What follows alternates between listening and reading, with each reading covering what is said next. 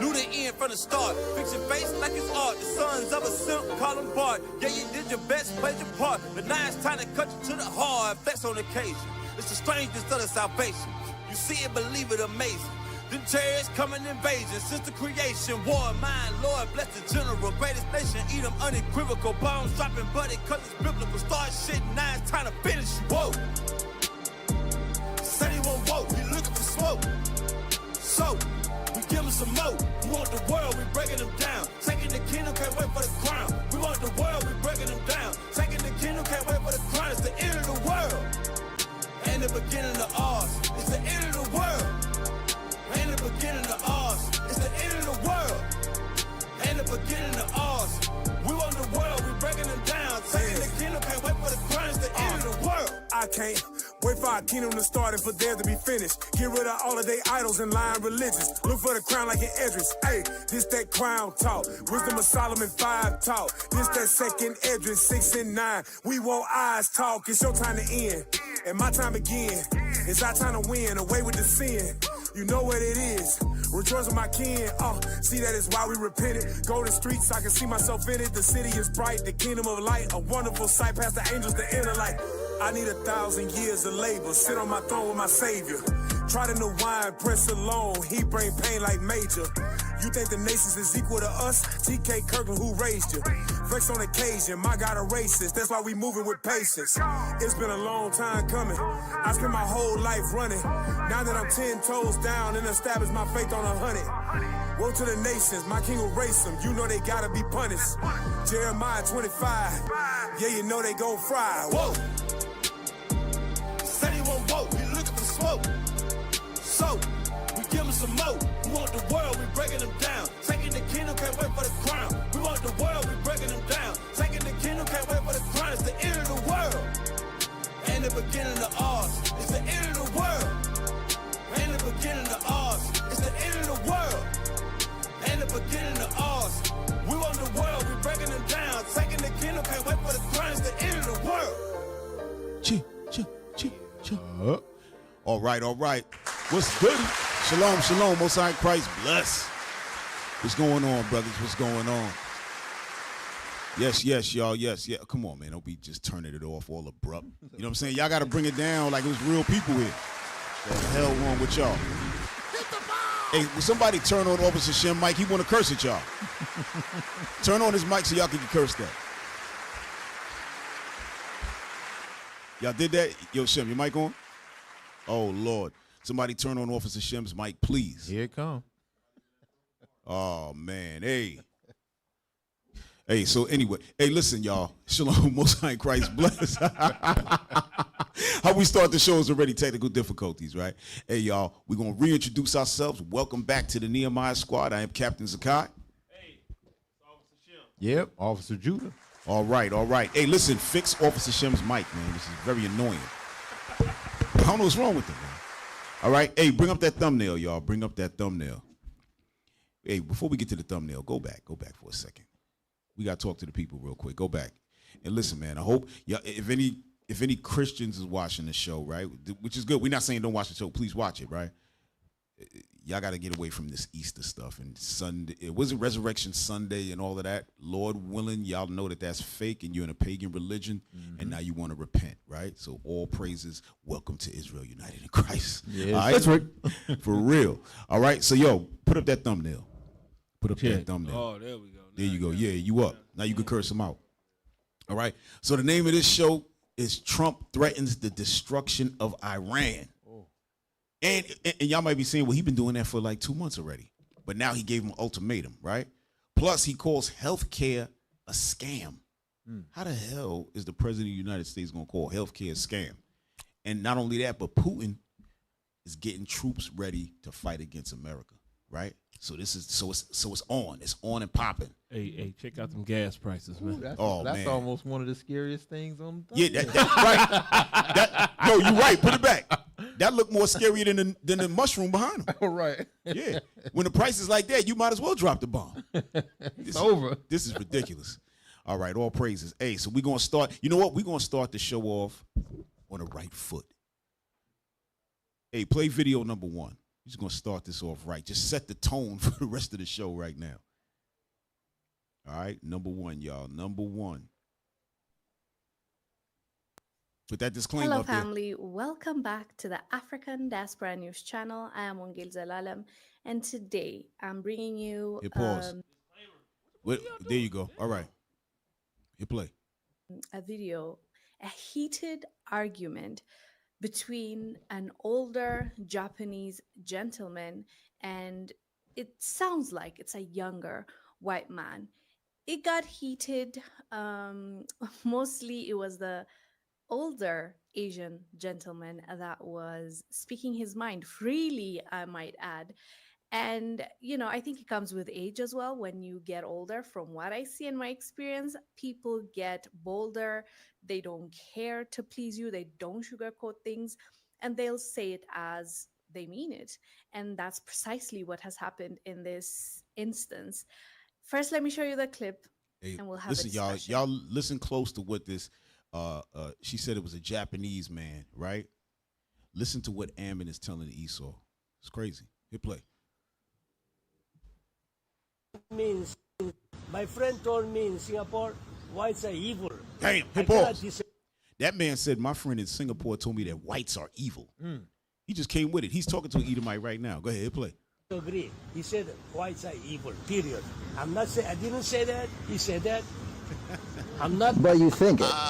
Yeah, I. A lot of hate for white people, so I don't know. Chicken cross. Shout out Rainbet.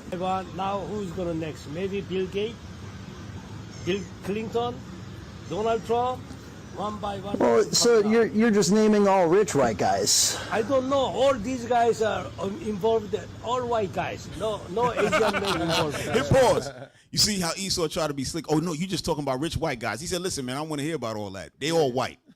Give a damn what you talking about. Go ahead, hit play. The Philippines, all white guys going after little girls. Whoa. Then Thailand said, "This is your DNA. You have Oh, DNA." stop it. Yo, hit pause. Yo, you heard what that man said? You said that's your DNA. That man said, that man said, that's your DNA. He said his soul is not right within him. That's perfect. For real. That's what he's saying. Basically. Right? But without the scriptures, they already see it. It's now the Lord is bringing it to the point to where the whole world is just seeing it. Remember what it say in Obadiah? That everybody's going to see it. Yep. Right? And then it say that wicked one shall be revealed. Exactly. He's going to be revealed. Oh, he's so revealed. Hit play. DNA. But I can understand, yeah, because white people, they rob the whole world. They stole the world. Damn. America, Australia, New Zealand, India, they're robbers. Jamaica, or they're thieves, you know. Now Yo, wait, hold on, pause. Yo. Man. We got to go to the Bible. We have to do it. This is getting crazy. Give me all that. Give me the one in Obadiah. Give me the thing about the robbers and Daniel. We got to do it. This man just picking apart. And I'm going to tell y'all something. Y'all might be saying to yourself, okay, this is crazy what he's saying. Don't think that these people don't be watching our classes and all of that. Oh, they watch. I'm telling you. People watch because at the end of the day, remember, a lot of people is believing, yes, we all going to be saved in the Lord, whatever. They hear us teaching it. And although we're saying y'all not coming, they still watching. Yeah, because they want to know how to try to combat it. So you can't combat nothing if you don't put your eyes on it. That's right. And and you know what? They hoping, they saying, you know what? They telling the truth, but I hope they wrong about us. Right. Man. They want to cleave. That's the scripture say that. Yeah. They're going to cleave. Go ahead, read that thing, bro. Obadiah, verse 4. Though thou exalt thyself as the eagle, and though thou set thy nest among the stars, Right. thence will I bring thee down, saith the Lord. If thieves came to thee, if robbers by night, Damn. how art thou cut off? Would they not have stolen till they had enough? If the grape gatherers came to thee, would they not leave some grapes? You heard what he said? The Lord called them thieves and robbers in the same sentence. Right. That's what this guy's saying. He said, they're robbers. They're thieves. They stole the whole world. Literally, and that's what Esau did. Read on, bro.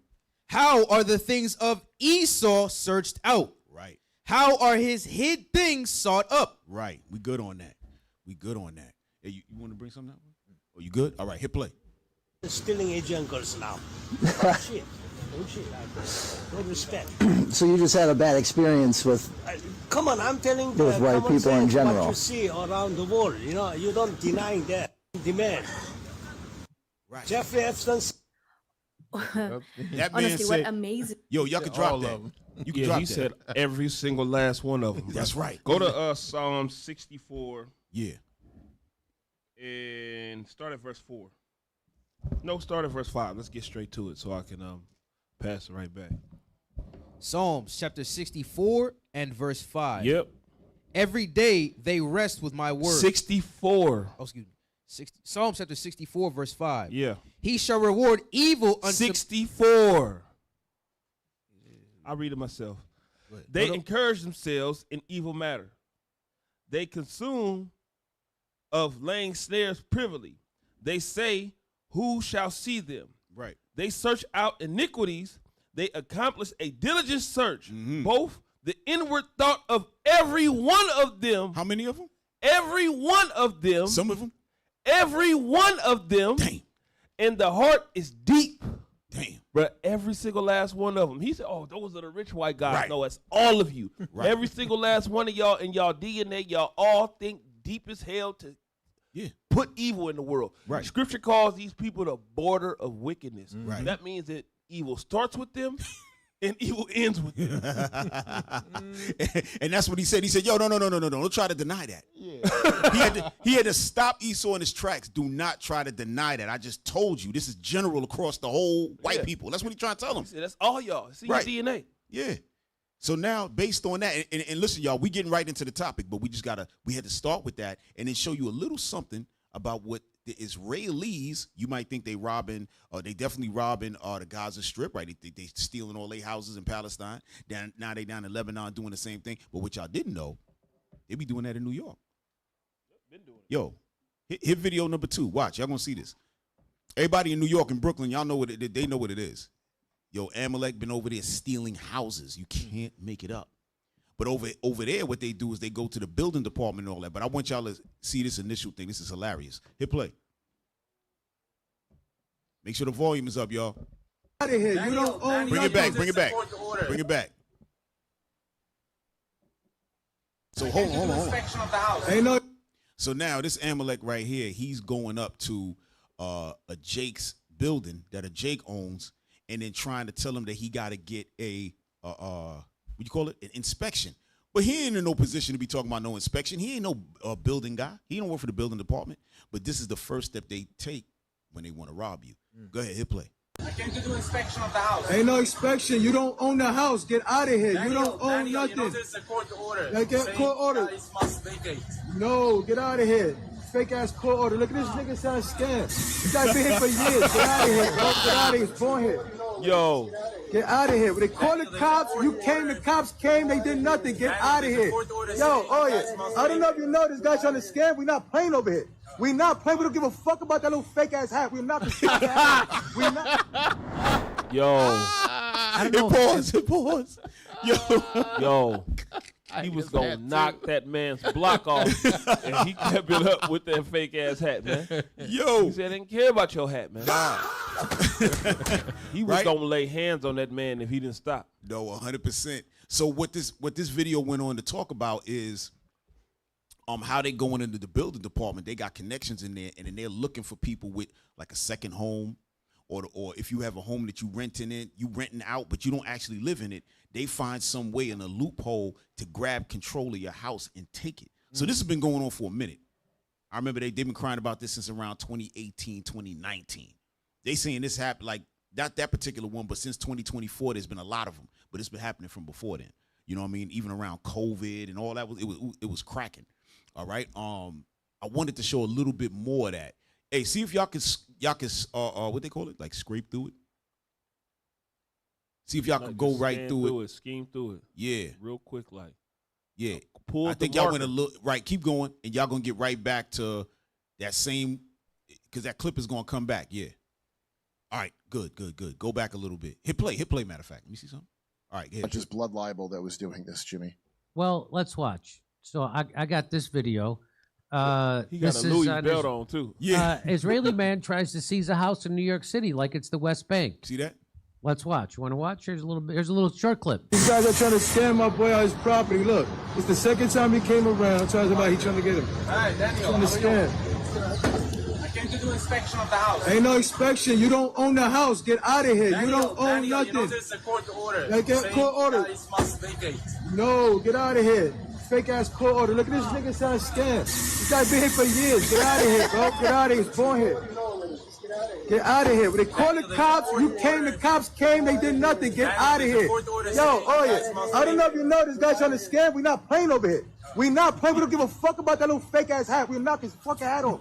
We not playing, yo. See? We're not playing. Time. I'm trying to play. Knock his I'm trying to get block him the fuck out of here before he get himself hurt out here, you heard?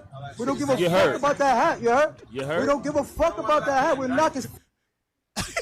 Wow, self-control on that I don't think podcast. he Pause, heard. y'all. I don't think he heard. Nah, he ain't here. Look how he's standing. Look, just Looking imagine stupid. some stupid looking dude coming up asking to walk in your house. Hey, but bruh, I like what you just said. A stupid looking dude, right? Yo, no. Yo, hit play. Listen to what Esau said about Amalek. Hit play, Because y'all. for a guy to stand there in that pose while he tries to steal your house, and the guy only has something to say about your hat, that's it? That's a lot of self-control. Well, Yo, I hit think pause. Get it out of here. Yo, for real, you was on point with that, bruh. Because that look right there just make you want to smack a dude. Oh yeah. Man. How you standing there with your hips? Yo, we've come to inspect your home, bro. They should have let him in and beat him up inside, bro. He sounded like a straight Russian, so he ain't from here. No. He's Israeli for real. I'm telling you, I'm telling you, those of y'all who from that area. Well, I don't know exactly what area they was in. You know what I mean? But generally, they do that. Like most of them live in we call it East Flatbush, Williamsburg. There's another area out there. Damn, I forgot the other area where they mostly at. But then they go around to the black communities, black and Hispanic communities, and that's when they doing their work. They can't really do that to no Edomites. You know what I'm saying? They're gonna get, they're gonna get dealt with. You know what I mean? But our people, sometimes, if we're not on top of our business, they wind up snatching it. Then it's like a whole war. And the fact, if you wind up going to war with them and you spend all your bread, you might get messed up and can't pay your mortgage. Yeah. That's what they looking for. Yo, they some demons. Trust me. Brothers out there, they know what it is. All right, so we're going to get into it, y'all. Play number 3. This ain't even a full topic, but y'all got to see this. This y'all man Trump, all right? The orange man. Yeah. We're going to play 2 clips. Play number 3. Go ahead. Holy Week, I'm proud to join with Christians across the country and around the world to celebrate the most glorious miracle in all of time, the resurrection of our Lord and Savior Jesus Christ. In his life, Christ displayed true humility. In his death, he modeled true love. And in his resurrection from the tomb, he proved that even death itself will not silence those who place their trust in Almighty God. Damn. As it says in Gospel of John, for God so loved the world that he gave his only Son. Wow. For whoever believes in him should not perish, You gonna perish. but have eternal life. Damnation. Eternal life, such beautiful words. This Easter, millions of Christians all over the globe will be reminded that because of what Jesus did on the cross, all of us can live every day with hope in God's promise, knowing that in the end, evil and wickedness will not prevail.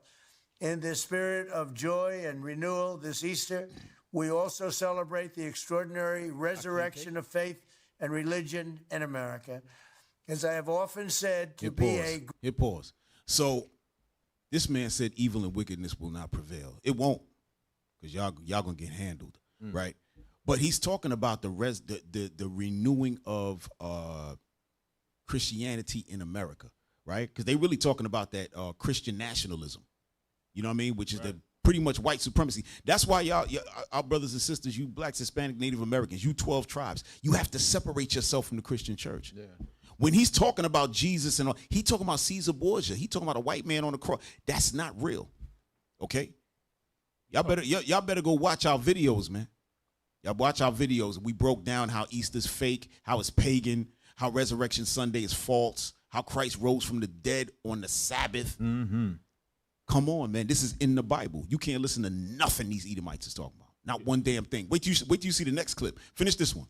Great nation, you must have religion and you must have God. In churches across the nation on Sunday, the pews will be fuller, younger, and more faithful than they have at any time in many, many years. Religion is growing again in our country for the first time in decades. Happy Easter to all. May God bless you. May God bless the United States of America. Our country is doing so well like never before. Thank you. Hey, man, I can't take this. Boo. Liar. Give me Psalms 50 right quick. This is why God said this. Just listening to him talk about the scriptures, it just made my whole head hurt. Disgusting. Read verse. Get right to it. Yeah, right to it. That's it, right there. Psalm chapter 50 and verse 16. Oh, he can find it now. But unto the wicked God saith, Unto Donald Trump, he's saying, what hast thou to do to declare my statutes? what have you to do to declare his statutes? What do you have to do with these scriptures? Go ahead. Or that thou shouldest take my covenant in thy mouth. How dare you take the Israelites' covenant and put it in your mouth, man? He ain't talking about you in the world. He talking about us. Isaiah 45 and 17. Look it up. Read it. That's who the world is. Not talking about America. God ain't blessing no America, man. There's bombs coming here. Imagine being in a chariot and Trump sitting next to you. Oh. We'd be like, yo, what the hell we did wrong? He was like, oh, no. He coming for a burnt offering. Yo, hey, play number 4, y'all. Y'all not going to believe this. This is, listen, y'all. This is why we read the Bible. Wait till y'all see what they getting ready to say here in this video here. Number 4, y'all. Persians, the Iranians. Hold on. Take that back to the beginning. Take that back to the beginning. Stop right. Don't hit play yet. It said that the Persians, come on, y'all. Bring it back up. Come on. That the Persians, the Iranians were wanting, right? So they letting the people know that the Iranians, that they are the Persians, right? Now, they doing some type of a prayer here. That woman back there, right, when y'all see her in the pink or whatever she's wearing, she had just said that Trump was like Jesus Christ. He had literally said that right before this guy got on, right? Go ahead, hit play.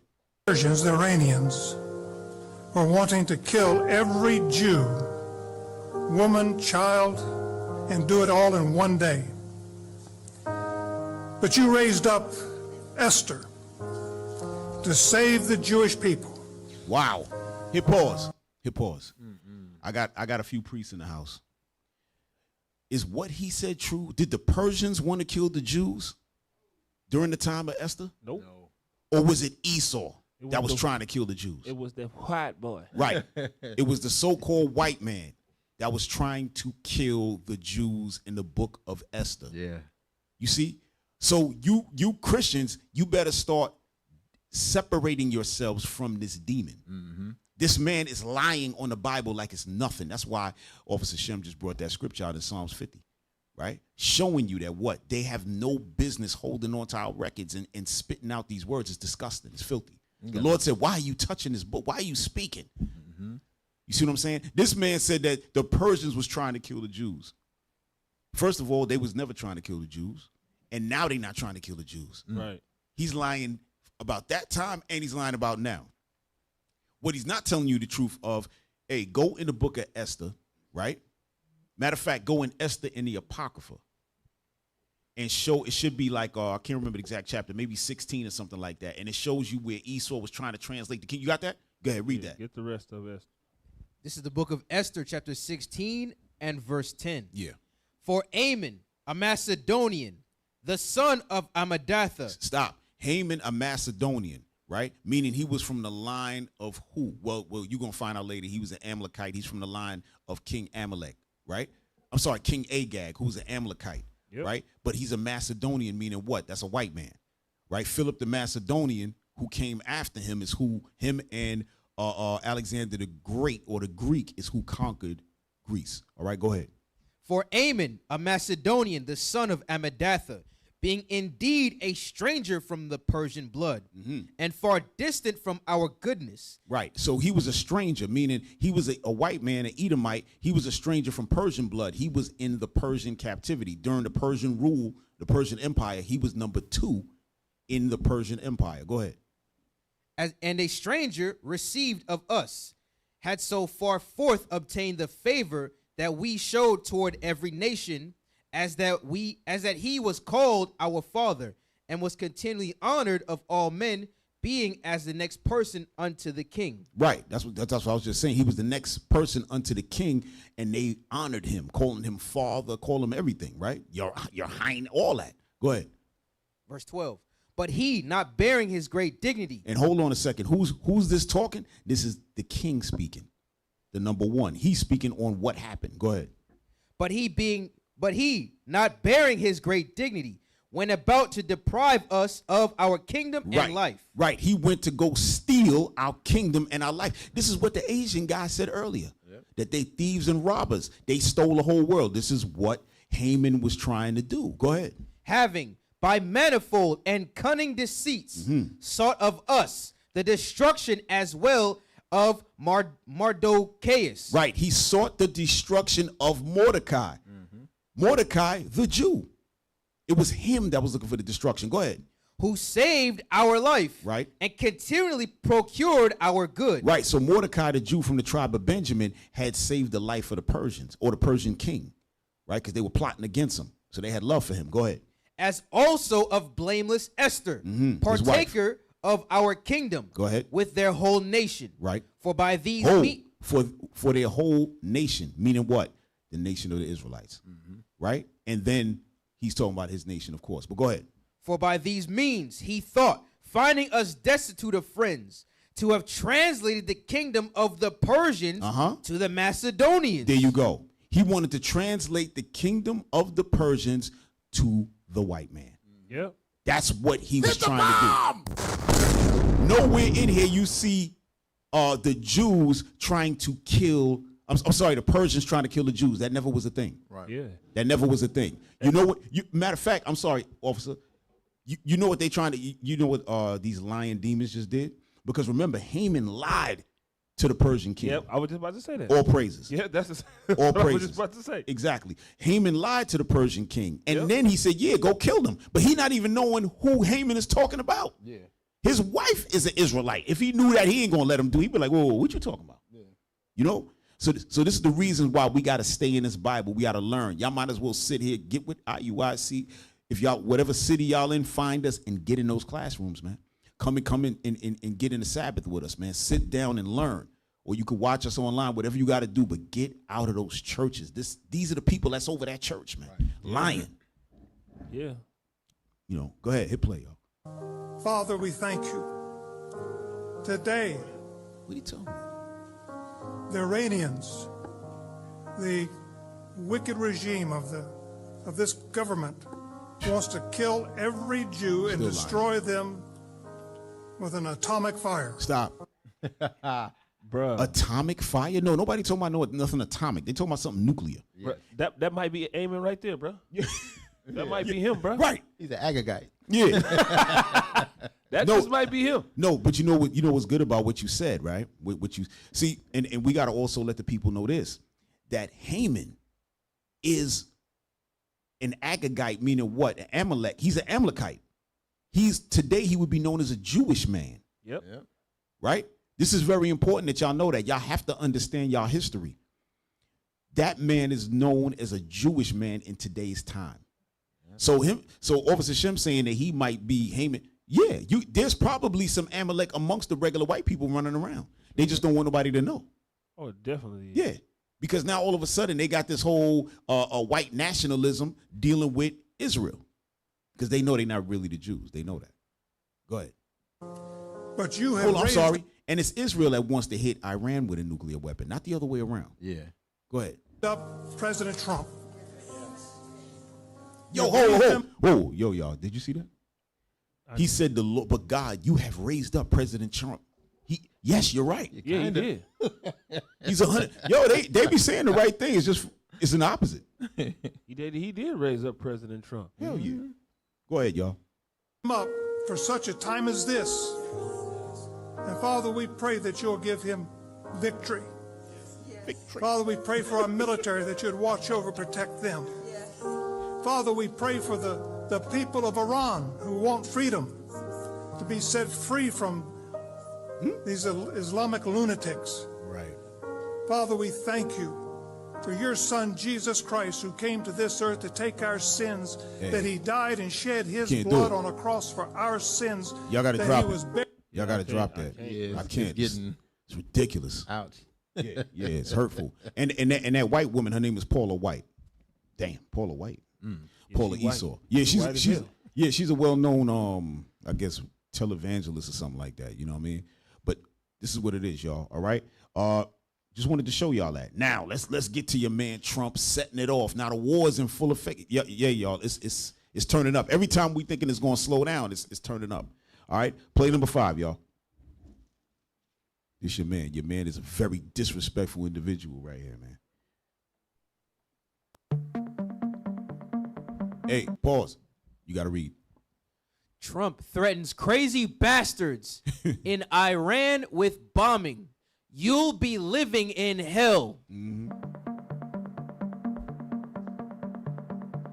President Donald Trump threatened to strike Iran's power plants and bridges next Tuesday. His third bombing deadline after letting 2 previous ones pass. In a Sunday post on Truth.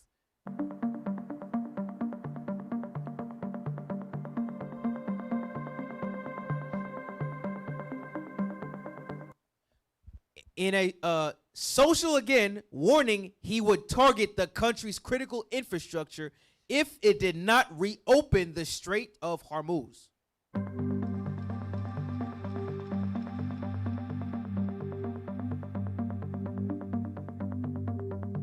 Trump wrote that next Tuesday would be Power Plant Day and Bridge Day, all wrapped up in one. Again, threatening to strike Iran's critical infrastructure and calling for the Middle Eastern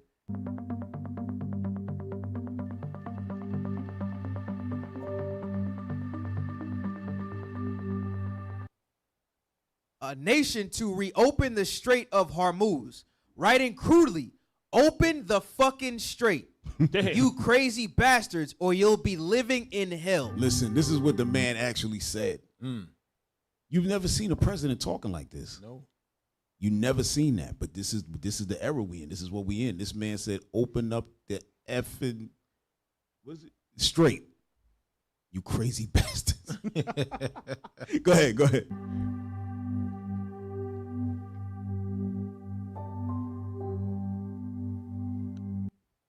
The short statement included, praise be to Allah. Listen, y'all, ho. Your man Trump said, praise be to Allah. Wow. That's what he said to them. This guy is super disrespectful. Listen, this thing is never going to end. I hope y'all know that. Nah. Like after this, there's going to be no return to normalcy. Yeah. That's it. You can't put this fire out. No. Go ahead.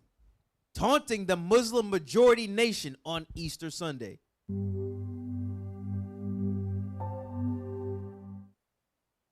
Yeah, that's it, y'all. That's it right there. Let me see. Hold on. Let me see something. See if it was something else I wanted to show y'all. All right. We ain't gonna worry about that one right now. Let's go to number 6. Yeah, we gotta run through it. It's some things to discuss. Yeah, your man, he's pressing buttons, and he getting desperate. He getting desperate because Iran is not trying to hear nothing. Yeah, they don't want to talk about nothing. Ain't nothing for him to hear. They know they know he full of BS. For real. They know as soon as they get what they want, they still gonna turn the gun on them. That's right. They know that already. Yep. That's why they fighting it out. They're like, listen, when they see United States leave out of there, then they'll stop fighting. Yeah. And then when United States come back again, they're gonna start fighting. It's just gonna be perennial war. That's it. It's over. They never gonna stop fighting. That's it. Y'all got that?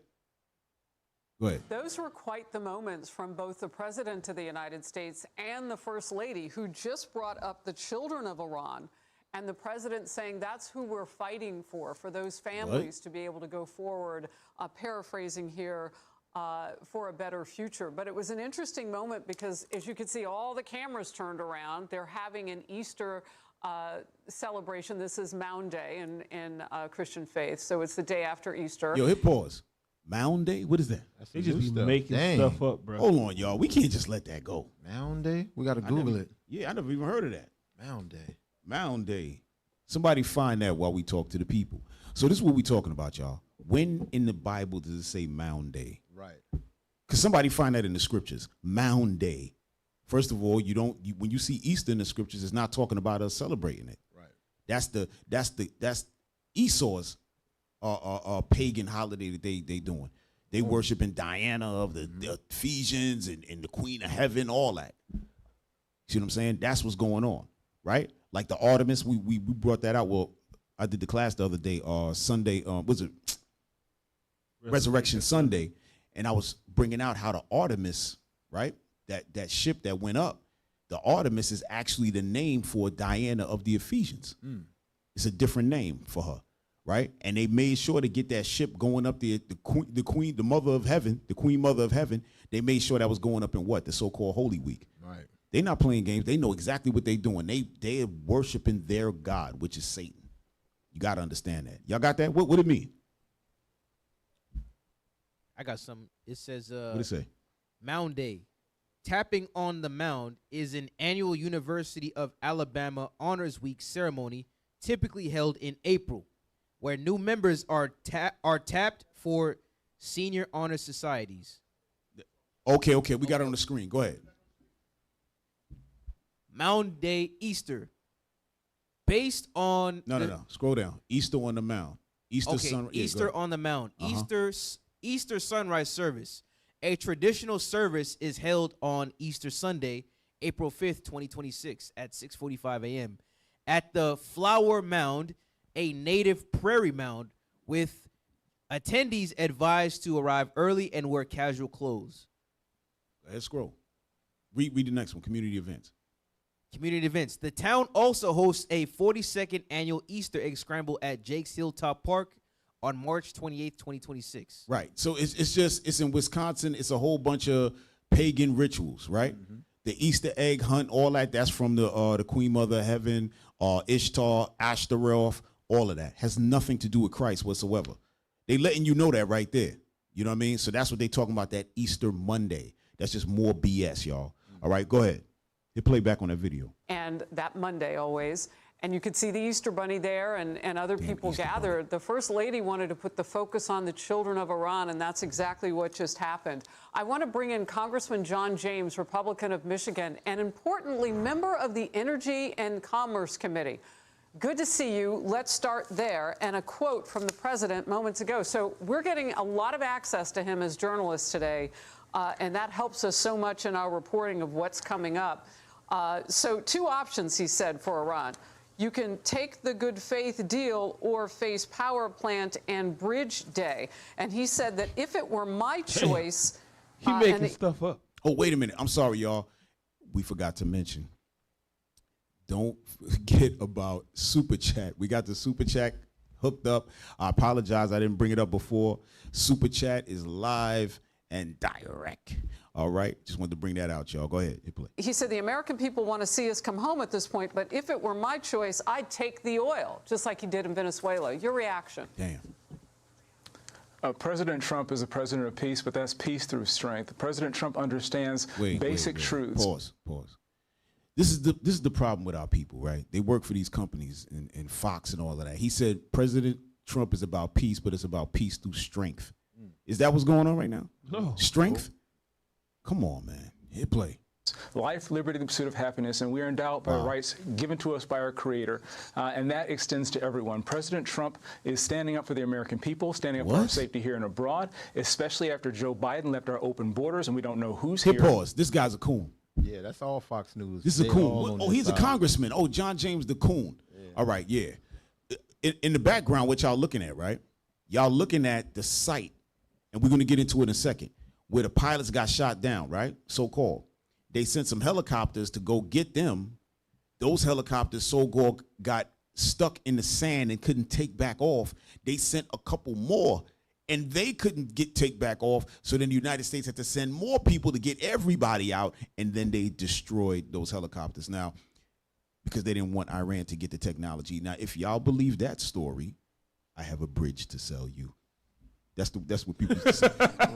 I got a bridge to sell you. This is some BS, but go ahead, hit play.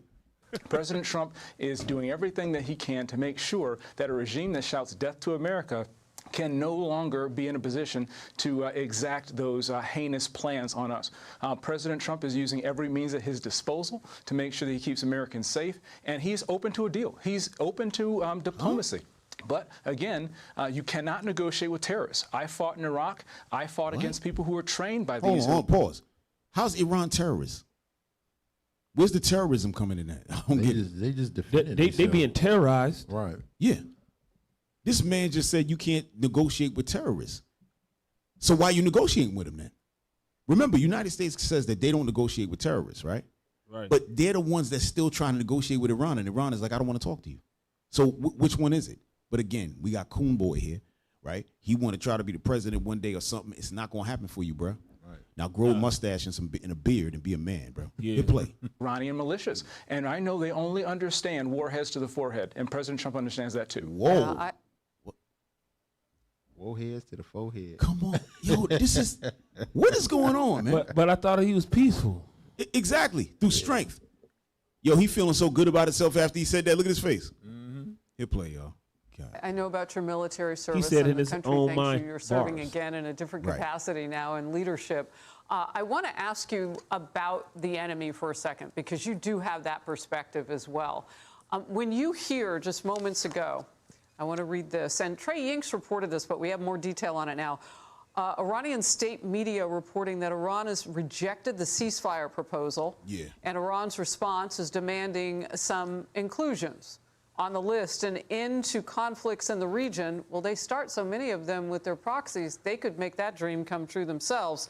A protocol for safe passage through the Strait of Hormuz, reconstruction, and lifting all sanctions. So, you know, if all of this is on the table and they're rejecting it, what can you give them? Pause. You got to understand something, y'all. Did y'all hear what the United States is offering them? The United States said we're going to lift all sanctions. Just allow us to come through the strait. But Iran already said, y'all never coming through here again. They're not talking to them about nothing. I hope y'all see what's going on. This is going to happen. It's going to where the Lord said it's going to go to. Yeah, we seeing it. Yeah, they're not trying to hear nothing. Oh, remember, if you lift the sanctions, they're able to do a lot. They don't care about none of that.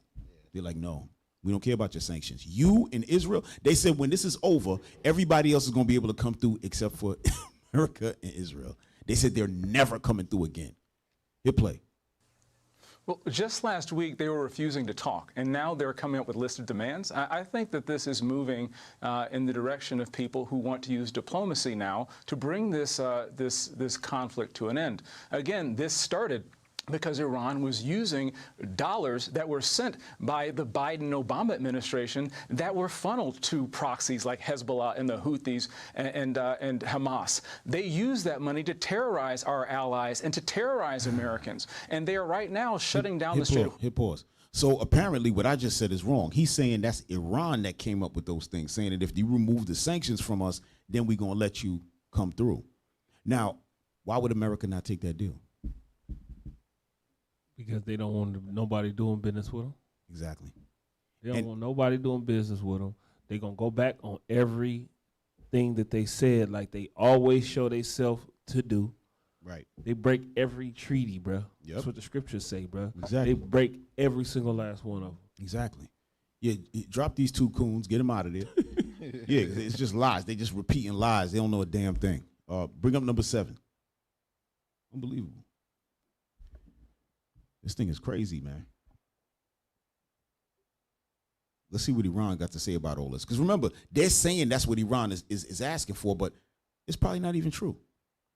Remember the little cartoon we was looking at, not the AI thing we was looking at, and Trump was sitting there negotiating with himself. And remember, Iran was laughing. They was like, man, we not negotiating with this guy. Yeah. You know? Hey, y'all got number 7? All right, let's go. Overnight, Iran responding to a new deadline from President Trump, who's threatening to bomb Iranian power plants and other infrastructure unless the Strait of Hormuz is opened by tomorrow night. Iran's Navy command now posting on social media, the Strait of Hormuz will never return to its former state, especially for America and Israel. Stop. So how is it that they posted this and she's saying, and I'm talking about, what's his name, Representative John James, whatever is the coon, He's saying that Iran said, "Oh, if you give us X, Y, and Z, we're gonna give you the Strait." They had this out. Yeah. Which one is true? We're gonna go with this. Yeah. I don't believe nothing Fox News and none of these people is talking about. Hit play. The response coming hours after President Trump's profanity-laced threat warning Tuesday will be power plant day and bridge day all wrapped up in one. Trump ordering Iran to, in his words, open the expletive strait, you crazy expletive, or you'll be living in hell. He signed off with the words, praise be to Allah. Trump later telling ABC News, if Iran does not make a deal, we're blowing up the whole country. I thought he was peaceful. Listen, this man said if they don't make a deal, we're gonna blow up their whole country. There's another video where he said he's gonna take they're gonna blow up the bridges and I guess some buildings or whatever. He said after we get done with them, they're not gonna be able to rebuild for like 100 years. Damn. He said, but we don't want to do that. We don't want to do that.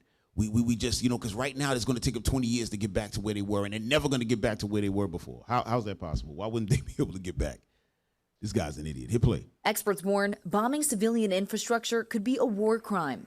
This could turn into more of what would be a total war, and essentially there is no target off limits, and that is something that we've tried to avoid since the end of World War II as an international community. Some Democrats blasting the president. Donald Trump has gotten us into this reckless war of choice without ever clearly laying out the strategic objectives, the plan, how this is designed to actually make life better for the American people. Well, some Republicans say it's about time. If you don't undertake the conflict, if you just step back and watch, as the Obama administration was going to do while Iran became a nuclear power and they became North Korea, we wouldn't be looking at the Strait of Hormuz. We'd be looking at what's having Europe be at risk. The heightened rhetoric comes as we learn new details about the rescue of a U.S. airman trapped deep inside Iran. Hundreds of special operations forces carried out the nighttime raid to bring him home. One of two on board an F-15 Strike Eagle shot down Friday. The pilot was rescued in hours, but the weapons systems officer spent more than a day hiding from Iranian forces in a mountain crevice. This is an incredibly perilous situation. You've got to locate them. You've got to assess their mobility, assess their health status. Are they compromised? Are they, is there any other threats around them? It was during the mission that the colonel made a brief radio call. President Trump claimed the pilot said, "Power be to God," but a U.S. official now confirms the actual message was, "God is good." Trump says he was initially thrown off by the unusual message, worrying Iran might have been using it to lure U.S. forces into a trap. During the rescue mission, an A-10 Warthog was shot down. That pilot ejected after flying to Kuwait. And 2 U.S. aircraft suffered technical malfunctions and were deliberately destroyed by U.S. troops to avoid them falling into Iranian hands. President Trump told us he thinks this conflict could be over in days, not weeks, and he claimed Iranian civilians want him to bomb their infrastructure to weaken the regime. Wow. Hit pause. Get that out of there. Now, come on, somebody talk to me. You mean to tell me that the Iranian people, the Persians, they want their infrastructure to be destroyed just to get rid of the regime? That makes sense to y'all? No. That sounds like somebody just telling them something and then they just repeating it. Yeah, they got an agenda. They got an agenda that they all those news companies, because their idea is to put their way of thinking in all the viewers. So they have a certain agenda to push. But we got the internet that's showing us everything. They showing us the real deal. Come on, man. This is like bad. Bring up number 11, y'all. Bring up number 11. But that's what it is. It's the propaganda, right? They telling us a story. That's all it is. It's like a script that they putting together. How does that make sense? Oh, they want us to bomb. Nobody's saying, yo, the president sounds like an idiot. Right. Nobody's saying that. He's reckless. Right. Only on the internet, like you said, in people's channels do you hear people speaking truth. Yeah. But those channels, complete garbage. Make no damn sense, man. Y'all got that? Go ahead. Then how would it not be a war crime to strike Iran's bridges and power plants? Pause. So they asked them, how would it not be a war crime to hit their bridges and power plants? Because that's something that you don't do in wartime. You know what I'm saying? This is known as the, I think, Geneva Convention. This is something that was over time. They said, don't do that because we don't want that type of conflict. We're not trying to take the world backwards. That was supposed to be the thought. Yeah. So they're asking him, how is that not a war crime if you do it? Go ahead. They killed 45,000 people in the last month, more than that. I think it could be as much as 60. They kill protesters, they're animals. And we have to stop them, and we can't let them have a nuclear weapon. Very simple. He said they're animals.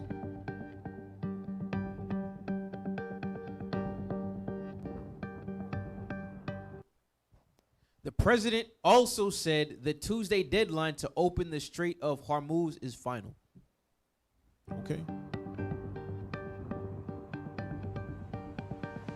And if they don't, they'll have no bridges, they'll have no power plants, they'll have no anything. I won't go further because there are other things that are worse than those two. Mr. President, how would it not be a war? Hey, y'all can drop that. So listen, y'all. I'm gonna tell you straight.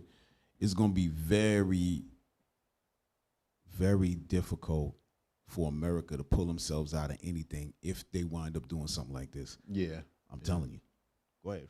Go ahead. No, I mean, like you're saying, once the bell is rung, the fight is on. I'm telling you. You know, and Iran is not a pushover, and they're such not a pushover. They are ready for the fight. They the ones that's not negotiating with terrorists. No. That's them. Right. Right. They not negotiating with no damn terrorists, man. For real. Hold on. They being terrorized and being called terrorists. It's crazy. Yep. Well, while you looking for what you looking for, Nehemiah Israel 4112. $20 in the super chat. All praises. All praises. $20. Who's that, Nehemiah? Yep. Okay. All praises. Thank you, sis. Yeah. Yeah. Why they just be cutting it off like that? Bro, just stop it. They got to work on their fade out. Yeah, they got to learn how to fade, man. Out. Damn. Yeah. Hope none of them is a barber. Yeah, we don't negotiate with terrorists. No. Damn. Shout out to Raham Israel, $4.99 in the super chat. All praises. Thank you, sis. Sister Raham with the $4.99. We just call that an even five. Yeah, you might as well. All praises. That's a blessing right there. Hey, bring up number 18, y'all, right? I think it was something else. Damn. It was another one I wanted to bring out. All right. But bring out 18 for now. While they looking for it, Shayla Shah, $99 in the super chat. Hey, all praises, all praises. Thank you. What's it, All Shay? praises. Yep. Shayla Shah. All right. Come on, y'all. Come on, y'all. Don't leave us like that. All right, go ahead. As the war between the United States and Iran threatens to spiral out of control, there's a stark warning coming straight from Russia. The Kremlin has reacted to escalating threats and ultimatums by U.S. President Donald Trump against Iran, saying tensions in the Middle East are reaching a dangerous tipping point. In a statement published by the Times of Israel, Moscow warned that the entire West Asia is effectively, quote, on fire, unquote. Separately, the Kremlin spokesperson on April 6th warned that the conflict between Iran, the U.S., and Israel has been spreading, and the world has been witnessing the consequences, while referring to the partial blockade of the global oil artery, the Strait of Hormuz. A question regarding yesterday's statement by President Trump concerning Iran, in which he, using rather unprintable language, demanded that Iran open the Strait of Hormuz or else face utter hell and prepare for a day of destruction for its power plants and bridges. Has the Kremlin seen these particular statements, and how might it comment on them? We've seen these statements, prefer not to comment on them. We know that the level of tension in the region is growing, continues to grow. Practically the entire region is now on fire. These are all extremely dangerous and very negative consequences of the aggression that was unleashed against Iran. The geography of this conflict has expanded. Now we all acknowledge the consequences we face, including very negative impacts on the global economy. We, in fact, from the very outset, even prior to the commencement of any military operations, we had been warning that such repercussions were absolutely inevitable. Behind the scenes, diplomatic So that right there, that man that was speaking, he is the mouthpiece for President Putin of Russia, right? So they acknowledge, they said, we acknowledge that the aggression that was shown against Iran is what is now spawned these consequences that are expanding itself throughout the region, right? Go ahead, hit play. Activity is intensifying. Top officials from Russia and China, both allies of Iran, have held urgent talks focusing on the rapidly deteriorating situation in West Asia. Chinese Foreign Minister Wang Yi and his Russian counterpart Sergei Lavrov called for a more balanced and objective global response to the escalating tensions between Iran, the US, and Israel. Their message is clear: the fighting must stop. And Lavrov has reportedly warned that military operations must cease immediately, while Beijing has pushed for a ceasefire as the only way to stabilize critical flashpoints, including the Strait of Hormuz. Adding a new layer of complexity, Ukrainian President Volodymyr Zelensky has made a serious allegation, claiming Russia provided intelligence support to Iran to strike more than 50 Israeli energy sites. Moscow, Hey, however... pause. That's true. That's true. Russia was supplying Iran. Remember, Iran said it. I think we had like a couple shows ago. Iran said that Russia and China was supplying them with intelligence, military weaponry, and so on and so forth. He said any one of those they could be supplying us with. Those are allies. He said that. So that's the truth. This guy Zelensky is not the first one. Iran said it themselves. These guys are already fighting. That's why they call it a proxy, because Russia and America has been fighting each other for years now, but just through other people, right? Go ahead, hit play. Has not officially responded to these claims. From Moscow's warning to Beijing's diplomacy and accusations of covert support, this is no longer just a regional conflict. It's a geopolitical crisis pulling in global powers. The question now is, can diplomacy cool a region already on fire? Kind of. Y'all can drop that. Right? So just showing you that what? Russia said, hey, this got to stop, right? But look what they, check this out, y'all. Hit number 19. 19, y'all.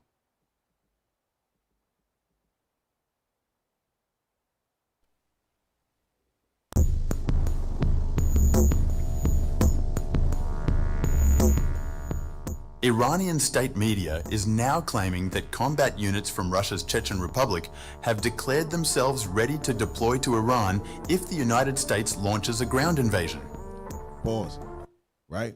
So now you see what Russia's talking about, right? They said we don't really want to talk about nothing right now. But they're getting the Chechens, which is part of the Russians. Now they're not actually Russians per se, right? They are, but they're not. They look at themselves differently, right? The Chechens, but they're underneath the Russian control. But they have a separate fighting group, and it says that what? They're getting ready for what?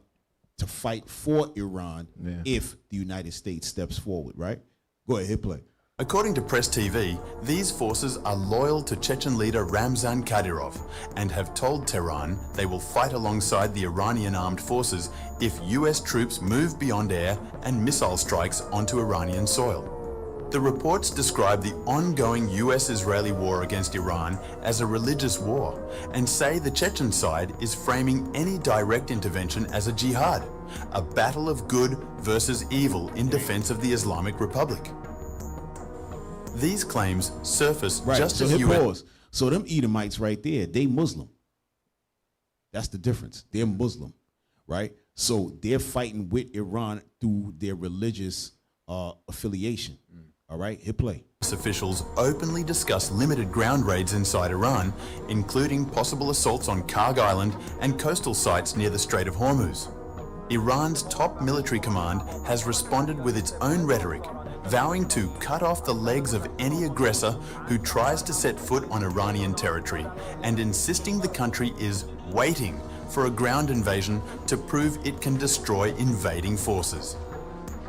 Iranian outlets say more than 1 million fighters, a mix of regular troops, Revolutionary Guard units and Basi volunteers, have been mobilized nationwide, while new reinforcements and air defense systems are being dug in along key fronts. Against that backdrop, talk of Chechen reinforcements is meant to signal that any US move on the ground might not just pit Washington against Tehran, but risk pulling in Russian-aligned fighters as well.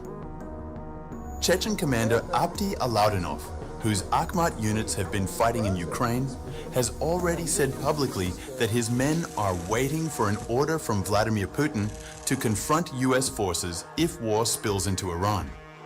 Iranian and sympathetic media are now amplifying those statements to suggest that the same Chechen formations used as shock troops in Ukraine could appear on a new front in the Gulf, blurring the line between the Ukraine war and the Iran conflict. For now, there is no independent confirmation that any Chechen units are actually moving toward Iran. But the messaging alone feeds a narrative in Tehran that if the US crosses the threshold into a ground invasion, it could find itself facing not just Iran's own forces, but foreign fighters who see the fight as part of a wider jihad against American power.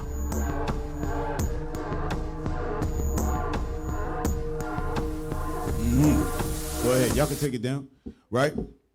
So this is what's happening, y'all. Everybody's getting involved, and them some original Edomites right there. They're really from the Caucasus. That's where the Chechens is from. They're from the Caucasus, 100%. So but they ready for war. But I want to show y'all something about the Chechens because they have a reputation about them, right?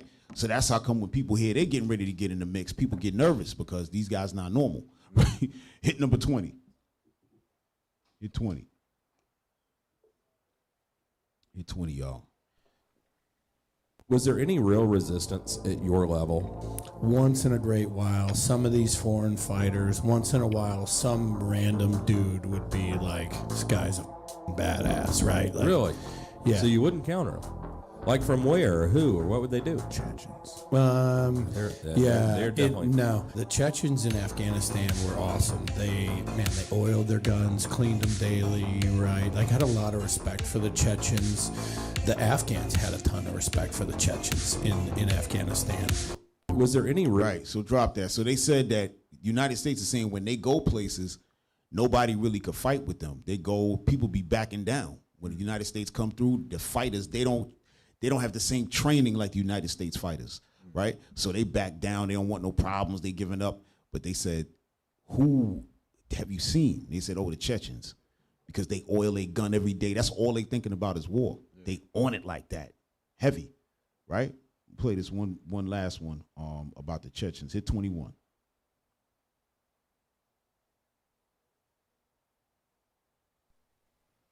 Is there Delta Force guys up here? Because these are white guys in North Face. They said, no, this is a free fire zone. And my buddy said, he looked over and pause. I'm sorry, right? Take it back to the beginning.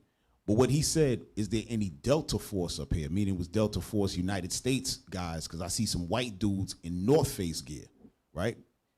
And they said, no, that's not Delta Force. Go ahead, hit play again. Is there Delta Force guys up here? Because these are white guys in North Face. They said, no, this is a free fire zone. And my buddy said, he looked over and there's one dude like shadow boxing on the mountain face. And he's like, yeah, I'm definitely him first. He stopped to because they're in the snow, whatever.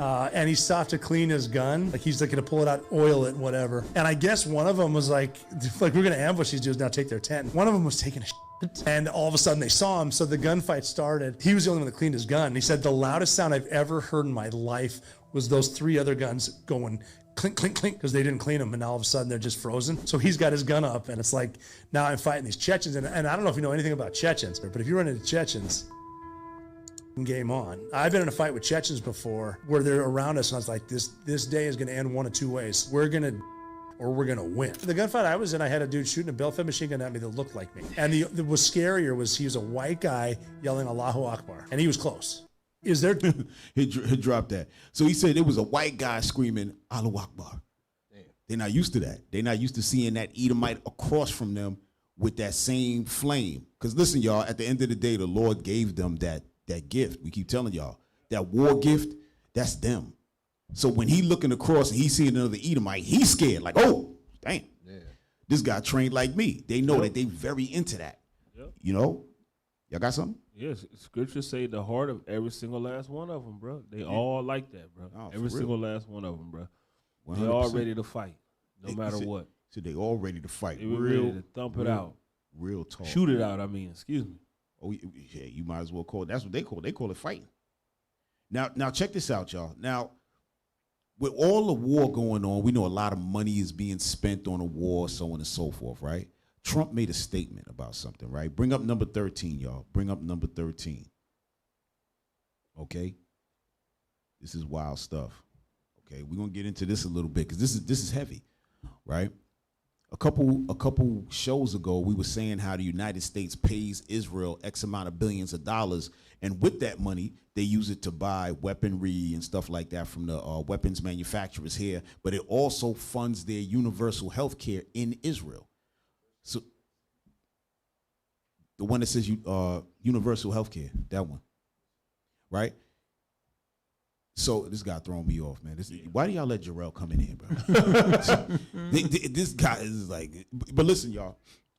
I don't even know what I'm saying anymore. Somebody help me. Man, they said iRobot up in here. Right. Oh, no. So we were paying, the United States is paying for the universal health care of Israel, right? But you know there's no universal health care here in America, right?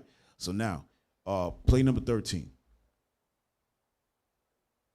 You know, I tell you that gas prices are up, and I feel like I don't really need to tell you gas prices are up. You know that. You know all of the prices that are up. Grocery prices, gas prices, child care costs, Medicare premiums. They're all hitting record highs. The standard premium for most Medicare enrollees is now $2,435 a year. Child care is rising faster than inflation. According to Care.com, the online child care marketplace, or it's a care marketplace, the average parent reports spending 20% of household income on child care. Mm-hmm. Remember, President Trump campaigned on making life affordable for everyday Americans. But now that he's back in the White House, he says those costs are not his problem, literally. Here's Trump recalling a conversation that he had with his budget director, Russell Vought. I said to Russell, don't send any money for daycare because the United States can't take care of daycare. We're fighting wars. We can't take care of daycare. You got to let a state take care of daycare, and they should pay for it, too. Here, pause. So what he's saying is that the United States as a whole, the federal government itself, cannot pay for health care for children all over America. The particular state should deal with that problem. They should come up with the money to take care of the children in that state, not the federal government. This is what he's saying. Hit play. They should pay. They have to raise their taxes, but they should pay for it. And we could lower our taxes a little bit to them to make up for, but it's not possible for us to take care of daycare. Medicaid, Medicare, all these individual things, they can do it on a state basis. You can't do it on a federal. We have to take care of one thing, military protection. We have to guard the country. You can see where this is going, right? Because there's a budget proposal out there that asks for a lot of money for military stuff, not government's role to pay for. Pause real quick, right? So he's saying that we got to take care of the country, right? The security of the country. That's the only thing that the federal government really does, right?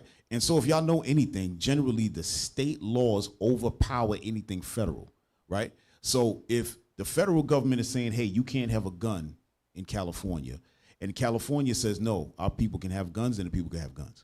That's how they do it. That's how America runs. But something like this for healthcare, that's a different story. Yeah. That's a different story. That can be done, but he's saying it cannot be done. We're fighting wars. We're doing this. We can't do it. Meanwhile, we're sending billions to take care of other people's healthcare, right? But hit play. I want to show y'all. We're gonna look at some numbers and all that. Hit play. For silly things like daycare and child care and Medicare and all the things with care in it.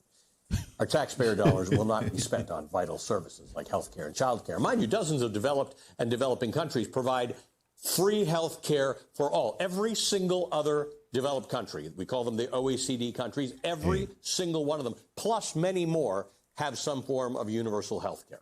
Right. But America is the only developed country in the world that doesn't have universal health care. All right. Did you hear that? Did y'all hear that? Mm-hmm. Right? So now, hold on. I have something I want to show y'all. Where did that go? He said that America is the only country without universal health care. Like that's a big time with the amount of income and everything that comes in. Where the hell? Hey, y'all talk real quick. Hold on. Yeah. I like Isaiah 13. Isaiah 13 and because we was talking about how they wasn't regarding no, well, basically how Iran wasn't making no, negotiations. I like verse 15. Isaiah chapter 13 and verse 15. Mm-hmm. Everyone that is found shall be thrust through. Right. So this is when everything pops off, right? And if you found with Esau and everyone the Lord is angry with, you're going to be thrust through. Read. And everyone that is joined unto them shall fall by the sword. And that's why I feel for the brothers and sisters that's joining the military right now. Because if you found joined to them, you fighting for the cause of them, you're gonna fall by the sword. Read. Their children also shall be dashed to pieces before their eyes. Yep. Their houses shall be spoiled, Uh-huh. and their wives ravished. Uh-huh. Behold, I will stir up the Medes against them. So this is what we're talking about, right? The Medes being stirred up against these people, right? They're gonna get the upper hand at some point. Read.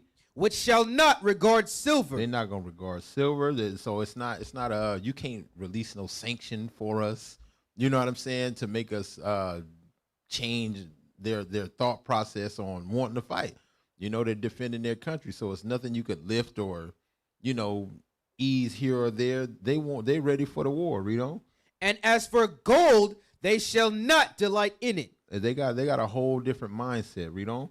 Their bows also shall dash the young men to pieces, and they shall have no pity on the fruit of the womb. Their eyes shall not spare children. And Babylon, the glory of kingdoms. The glory of kingdoms, the ones that's ruling all earth. Bases all over the place, been running things, pulling strings here and there. The superpower of the world. Read.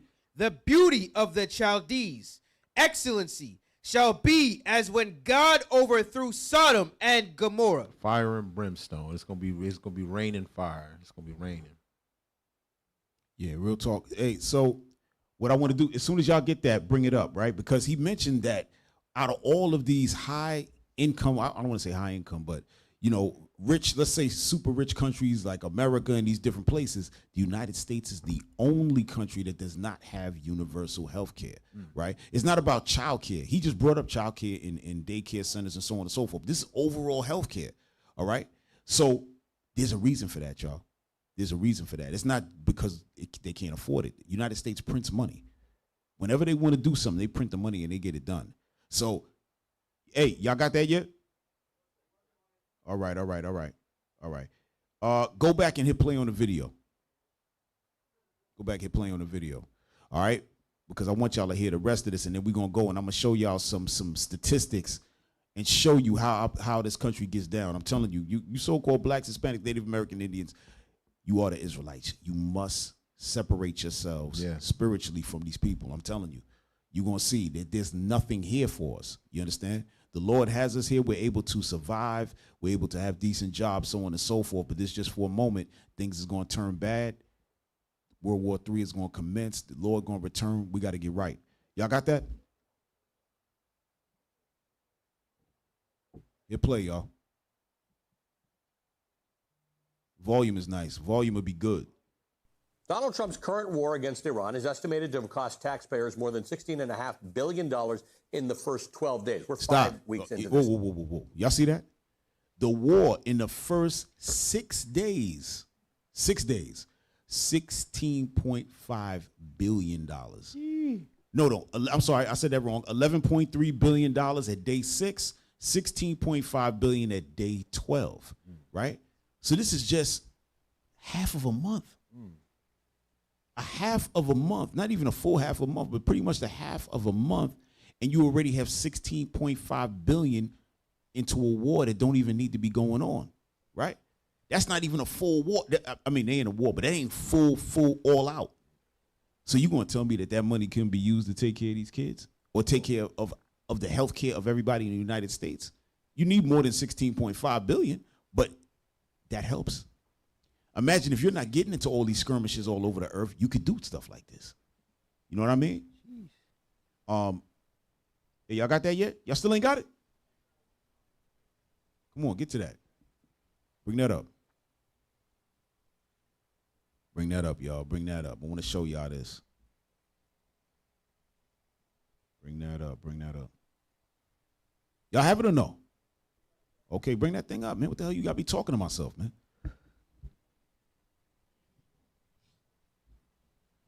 Oh boy. There we go. All right. Just make it a little bit bigger. All right, go ahead. Read that, bro. Universal health care systems are established in more than 70 countries worldwide. These systems vary significantly in how they are funded. Some are free at the point of service through high taxes, single payer. While others require mandatory insurance contributions, multi-payer. Right. So you got different type of ways of getting this done is what they're saying, right? You either going to have high taxes, right? And people just, they income tax, whatever it is. But when it comes time to go to the doctor, you ain't got to pay nothing, right? Go ahead. Or you can pay into the system, but then as you go to the doctor, you don't have to add anything. There's no, what they call it, the deductible. And then, well, your insurance only covers this. So for your surgery, you need 10,000 more. None of that. All that's good. You straight. Go ahead. Countries with universal health care. The following countries are recognized as having universal or near universal health care coverage for their residents. While not exhaustive, here are key examples of countries with universal or near universal health care coverage. Right. They said not exhaustive, meaning we haven't put all the countries there. Because remember, it's 70 plus. So they put the main ones. So go ahead. Look at Europe. Europe, Austria, Belgium, Denmark, France, Germany, Italy, Netherlands, Spain, Sweden, UK. Go ahead. Americas, Brazil, Canada, Chile, Colombia, Costa Rica, Asia and Middle East, China, India, Japan, Philippines, South Korea, Thailand, Oceania, Australia, New Zealand, Africa, Algeria, Ghana, Rwanda, South Africa. Right. So I just wanted y'all to see that. This is just a few of the 70, right? But these are the significant countries that would be on par with America would be the UK, right? Would be Netherlands, all them European countries, right? Even Canada, right? So now, bring up that other one. I want to show y'all this. Let me see. Hold on. Okay, hey, bring up the one that says several prominent books. Where that's at 16. Hey Cap, bring up 16. Go ahead, bro. The money that they was talking about, they didn't have enough for healthcare and all that. They spent how much on that war so far? It was like 16. 16. That's only in the first 12 days. In the first 12 days, right? They spent $16 billion. It's only 8.3 billion people on the planet. Damn. That means every person with that money could have $2 billion. Damn. Every single person could. That would fix everything. Bro, it's not a money issue. Right. No, it's never been a money issue. It's always a power issue. Yep. They need to keep people. See, it's no fun. You see, if you're a billionaire, there's no fun if everybody got money. Right. Somebody got to be poor so you could feel good about yourself. That's it. Right? So you can order people around. Right? So if you're a billionaire, you got to say, all right, y'all can be millionaires. Y'all can't be on my level. I still got to be the boss. That's what it's all about, y'all. Because why would you have a bunch of poor people? Why would you even want that? Because they need for you to be groveling. They need the power. They want to have that full control. Y'all got it? Bring up 16. Look at this, y'all. Several prominent books and historical analysis support your point. What's my point? The point that I was making was that racially, because we're here, the Israelites in America, this is how come we don't have universal health care. This is an actual fact, right? Go ahead. Arguing that structural racism was a primary barrier to universal health care in the U.S. These works detail how healthcare policy was frequently designed to maintain racial hierarchies. Right, the hierarchies. That's what we were talking about before, right? If you're a billionaire, you need some people down there. You need to have a hierarchy. So now when it comes to the medical industry, same situation, right? Go ahead. Or was blocked by those who did not want Black Americans to receive federal benefits. Key books and scholars that discuss this primary reason. Right, so these are some books that actually talked about it, right? Go ahead. These are only a couple books, trust me. Go ahead. Sick from Freedom by Jim Downs. This book explores how the first federal attempt at healthcare through the Freedmen's Bureau after the Civil War was undermined by white officials who feared that providing medical care would breed dependence. Right, and they put it quote unquote, because if you're taking care of everybody with health care, why would only the black people feel like that you're breeding dependence within them? Why?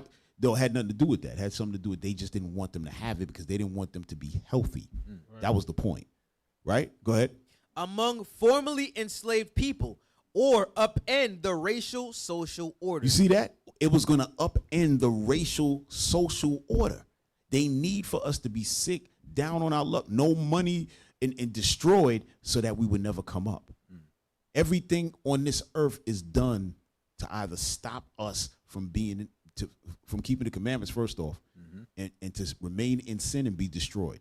All right? Look at the next book. It's called the 1619 Project. Go ahead. You get me out the way. The 1619 Project, edited by Nicole Hannah-Jones. In the chapter on healthcare, historian Janine Interlandi argues that the U.S. is the only high-income nation without universal health care because of a long history of racial sabotage. Y'all see that? Damn.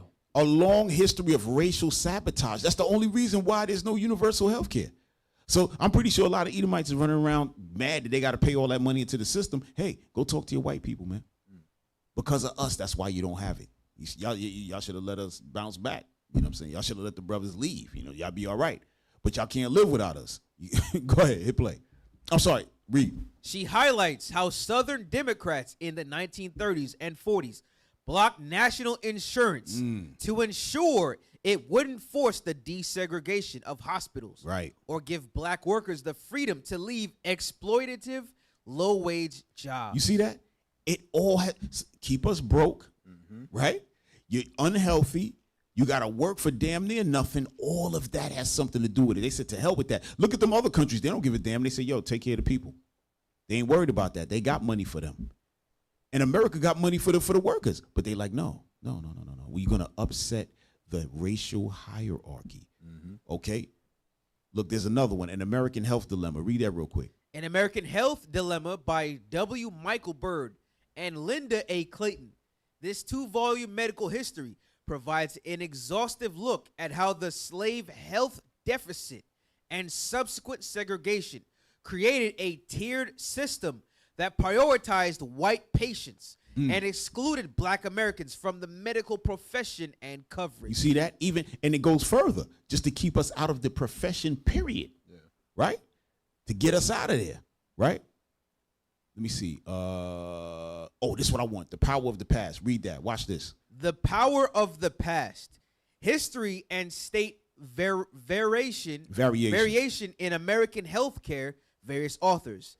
This and similar academic works describe how the U.S. opted out of universal systems in the early 20th century, partly due to the influence of pseudoscientific racial extinction theory. You see that? They had to come up with something. They said, there might be a racial extinction. Why? Because if we're healthy, then they know how our people are. We strong like that. So they don't want us to keep what do you call it? Multiplying. That's really that's what they're saying. All right. Same thing when you read in the book of Exodus. What did Egypt say? Let's deal with them wisely. They started wanting to kill off the babies. This is where all of the abortion and eugenics and all of that. This is where all this is coming from, y'all. All right, go ahead. Figures like Frederick Ludwig Hoffman argued that black people were innately inferior and that providing them with health care would interfere with their natural decline. You know what the natural decline is, y'all? Esau destroying us through food, through the lack of health care and all of that. That's what's the natural decline. Why would we naturally decline if we got health care? How does that make sense? But if we had health care, then they wouldn't be able to keep us sick. All right? Bring all the garbage into the neighborhood, right? Set up all these stupid ass stores and liquor stores and what do you call it? Smoke shops and this, that, and the third, and have our supermarkets with hardly any good food in it, and then their supermarkets got the good food. This is what's going on, y'all. All right? There's nothing natural about our decline. No, none at all. Yep. That's the point. But they're calling it natural because it's natural to them to be the devil. Yep. And they're natural born killers. That's what that's all about. All right. So drop that, right, and bring up 14 because it was talking about how much money, right, it would take because they were spending how much, like $16 million or whatever in 12 days, right? So all we got to do now is look and see. Matter of fact, before you bring that up, hit play on the video again. That same video we was watching because he about to bring something up. And then we're going to go to those next numbers. All right? Just to show y'all how wicked this place is. Don't ever get it confused because y'all might be like, oh, these guys are angry. And we know a lot of our people who in the truth already, they watch the show. But just in case y'all not in the truth, y'all not have not found out that, or y'all know y'all Israel and y'all haven't been keeping the commandments, y'all ain't really fully in this thing yet, right? Y'all might think that we just angry, we just pulling stuff out just because we ain't got nothing to do. This is real. Yeah. This is real. You're reading it for yourself. The books are there. Y'all can find those books. Read that. All right. Easter is fake. We got classes on that. Yeah. Resurrection Sunday never happened. He raised up. We got to keep saying it. He raised up on the Sabbath. Y'all can check all this out. This is in the Bible. It's there. Yeah, we bring it all out. So anybody who's watching for the first time or y'all just getting into this, listen, all you got to do, like the scriptures say in Thessalonians, we prove all things. We don't just talk. See how Trump and them was just talking crazy? They have nothing backing them up. Everything they said was a lie. We brought it out. Come on, y'all. Y'all got 14? I'm sorry. Yes, that's what I want. Single other developed country, we call them the OECD countries, every single one of them, plus many more, have some form of universal health care. But America is the only developed country in the world that doesn't have universal health care, by the way. But the priority here, according to President Trump, is war. Donald Trump's current war against Iran is estimated to have cost taxpayers more than $16.5 billion in the first 12 days. We're 5 weeks into this thing. That's according to the Center for Strategic and International Studies. But you can Google this. It's all over. All sorts of places have made estimates on this thing. It's day 35, and the Pentagon has not released updated figures. But according to the Washington Post, over 4 weeks, again, we're in 5 weeks now, the U.S. military blew through 850 Tomahawk cruise missile strikes against Iran at a cost of more than $3 billion. $3 billion just in Tomahawk missiles, all right? Right, stop. So y'all heard that. $3 billion just in Tomahawk missiles. They're using way more stuff than that. Yeah. And you got to think about the planes they losing, the choppers, all of the fuel they use. You got to really think about this. Think about all the pistols they using, right? You got to think about all the money that's being spent. Bullets, every little thing you could imagine. Right? They got the warships out there, everything. He said $3 billion in Tomahawk missiles, right? Now, Trump said that we cannot pay for that stuff because we got wars to fight, right? But bring up number 14. Bring up 14. We're just going to look at some numbers, right? We're going to look at some numbers, and then we're going to do a little bit of math, man. Y'all got 14? Estimating the annual cost of universal health care in the U.S. varies significantly, depending on the study and the specific model used. Most estimates range between $3 trillion and $4 trillion per year. Current versus universal cost estimates. Right. So $4 trillion, let's say $3 to $4 trillion a year, right? Cool. That's a lot of money. But you're just talking about $3 billion worth of Tomahawks in 30 days. Right? So if you do that over the course of a year, how much is just Tomahawk missiles? If you're doing quick math right now, 3 times, what's that? That's $36 billion just in Tomahawk missiles. So you extrapolate that and you get to this number. Go ahead, keep reading. While the price tag for a universal system like Medicare for all is high, many researchers argue it would actually be cheaper than the current fragmented system. Right. So that's what I wanted to see. That's what I wanted y'all to read, right? Because it's saying 3 to 4 trillion, but it's probably cheaper. And y'all going to see why it's cheaper. Go ahead, scroll. Current spending. The U.S. currently spends about $4.9 trillion to $5 trillion annually on health care. Go ahead, scroll up. Universal estimates. Go ahead. Yale University study estimates a single-payer system would cost about $3.03 trillion annually, representing a 13% savings, roughly $450 billion over current spending. You see that? They would actually save the money. So although they're giving you a number, they're saying that once they put everything in place with a single payer system, they'll wind up saving bread. Read that next one. And that's Yale University right there, y'all. Go ahead, read the next one. Urban Institute estimated a higher cost of roughly $3.2 trillion to $3.6 trillion per year over a 10-year period. Marcatus Center projected that a national single-payer system would cost the federal government roughly $3.2 trillion annually. Now scroll. I want y'all to see something. Read that next part right there, where the savings and the costs come from. Look at that. Where the savings and costs come from. The shift to universal health care involves a massive transfer of spending from private entities to the government. That's the problem, y'all. So the private companies will be knocked off. That's the issue. But this country is about stealing. Like all of these private companies, insurances and all that, all the government, they involved in that. They're getting money from that. So they can't go to universal health care because they're not going to be able to get the bread that they're getting now. For them to become independently wealthy. For them to, all these billionaires and stuff y'all see, that's how they doing it. If they're not doing it, like if they're not having those private companies anymore and it's coming through the government, you're not seeing as many billionaires anymore. You're not seeing that. Go ahead, read on.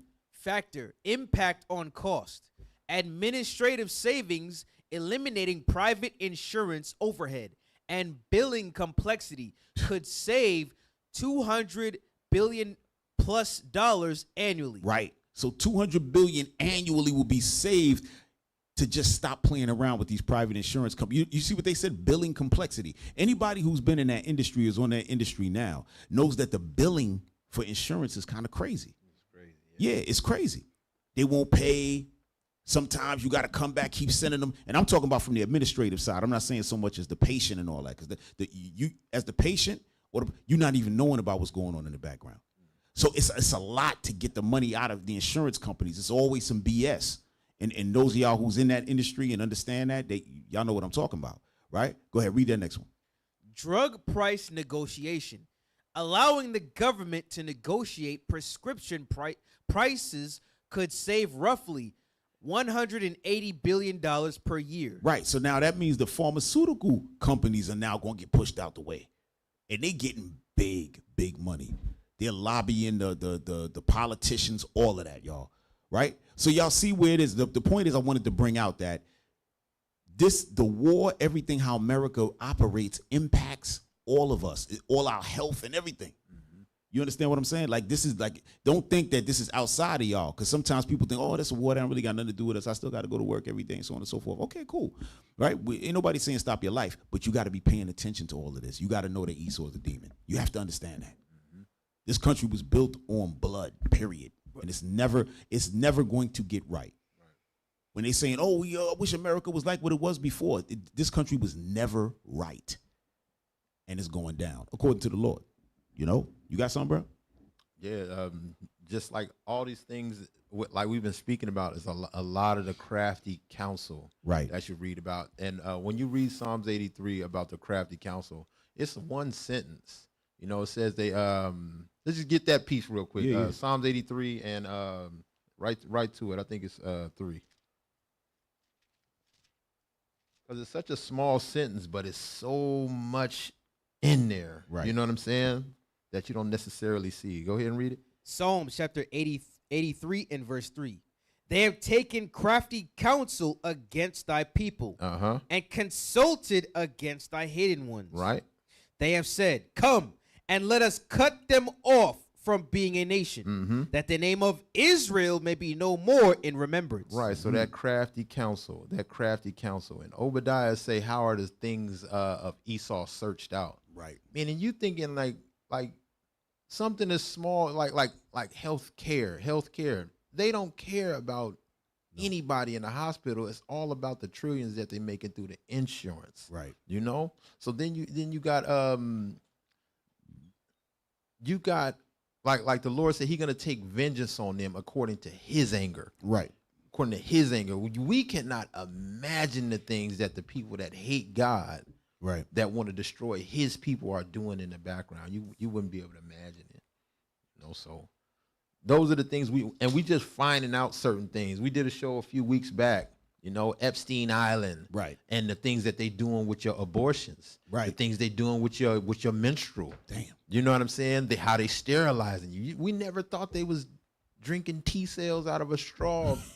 You know what I'm saying? T cells. They're trying to live forever, right? So yeah, only the Lord, He know the background of these people, man. Yeah, real talk. Real talk. It's wickedness on another level. Hey, y'all, bring up number 17, right? Because they mentioned something about how the war is expanding, right? And so now we talked about it last week, how Yemen got involved, or Yemen is getting involved, but it's starting to turn up, right? So bring up number 17.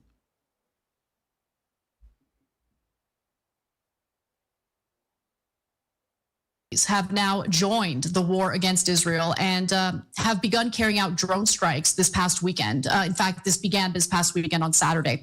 So Houthi military spokesperson Taya Sari announced that the attacks were launched in support of the Republic of Iran. Take a look.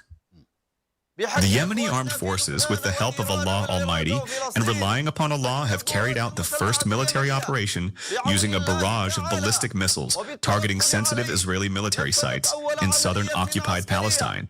The American and Israeli enemy must immediately respond to international diplomatic efforts to halt the aggression against Iran and the countries of the Axis, as it is unjust, oppressive, and unjustified, and harms stability and security at both the global and regional levels, as well as the global economy.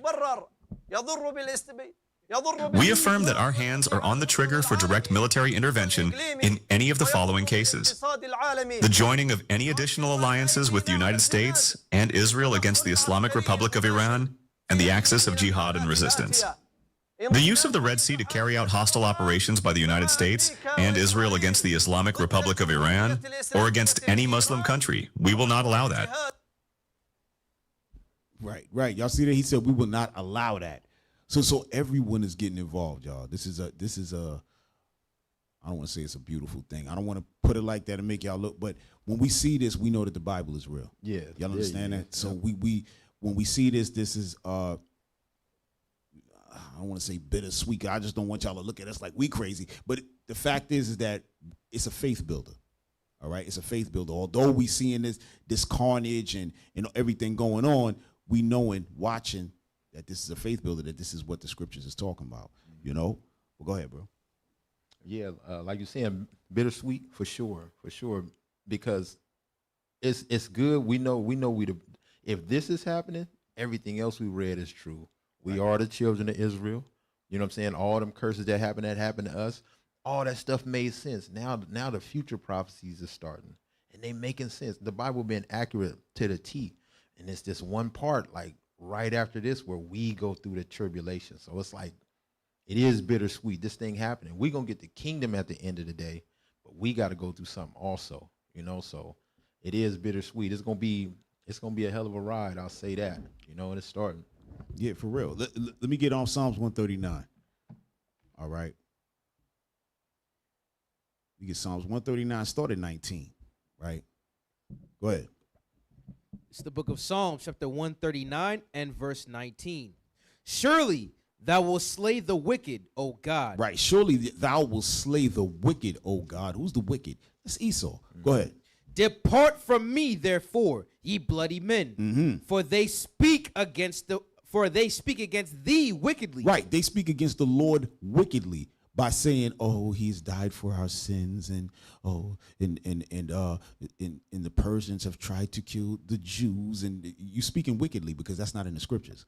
All right, you calling Christ a liar. That's not what it is. Go ahead, read. And thine enemies take thy name in vain. Absolutely. They don't know the Lord. They should be talking it, period. Go ahead.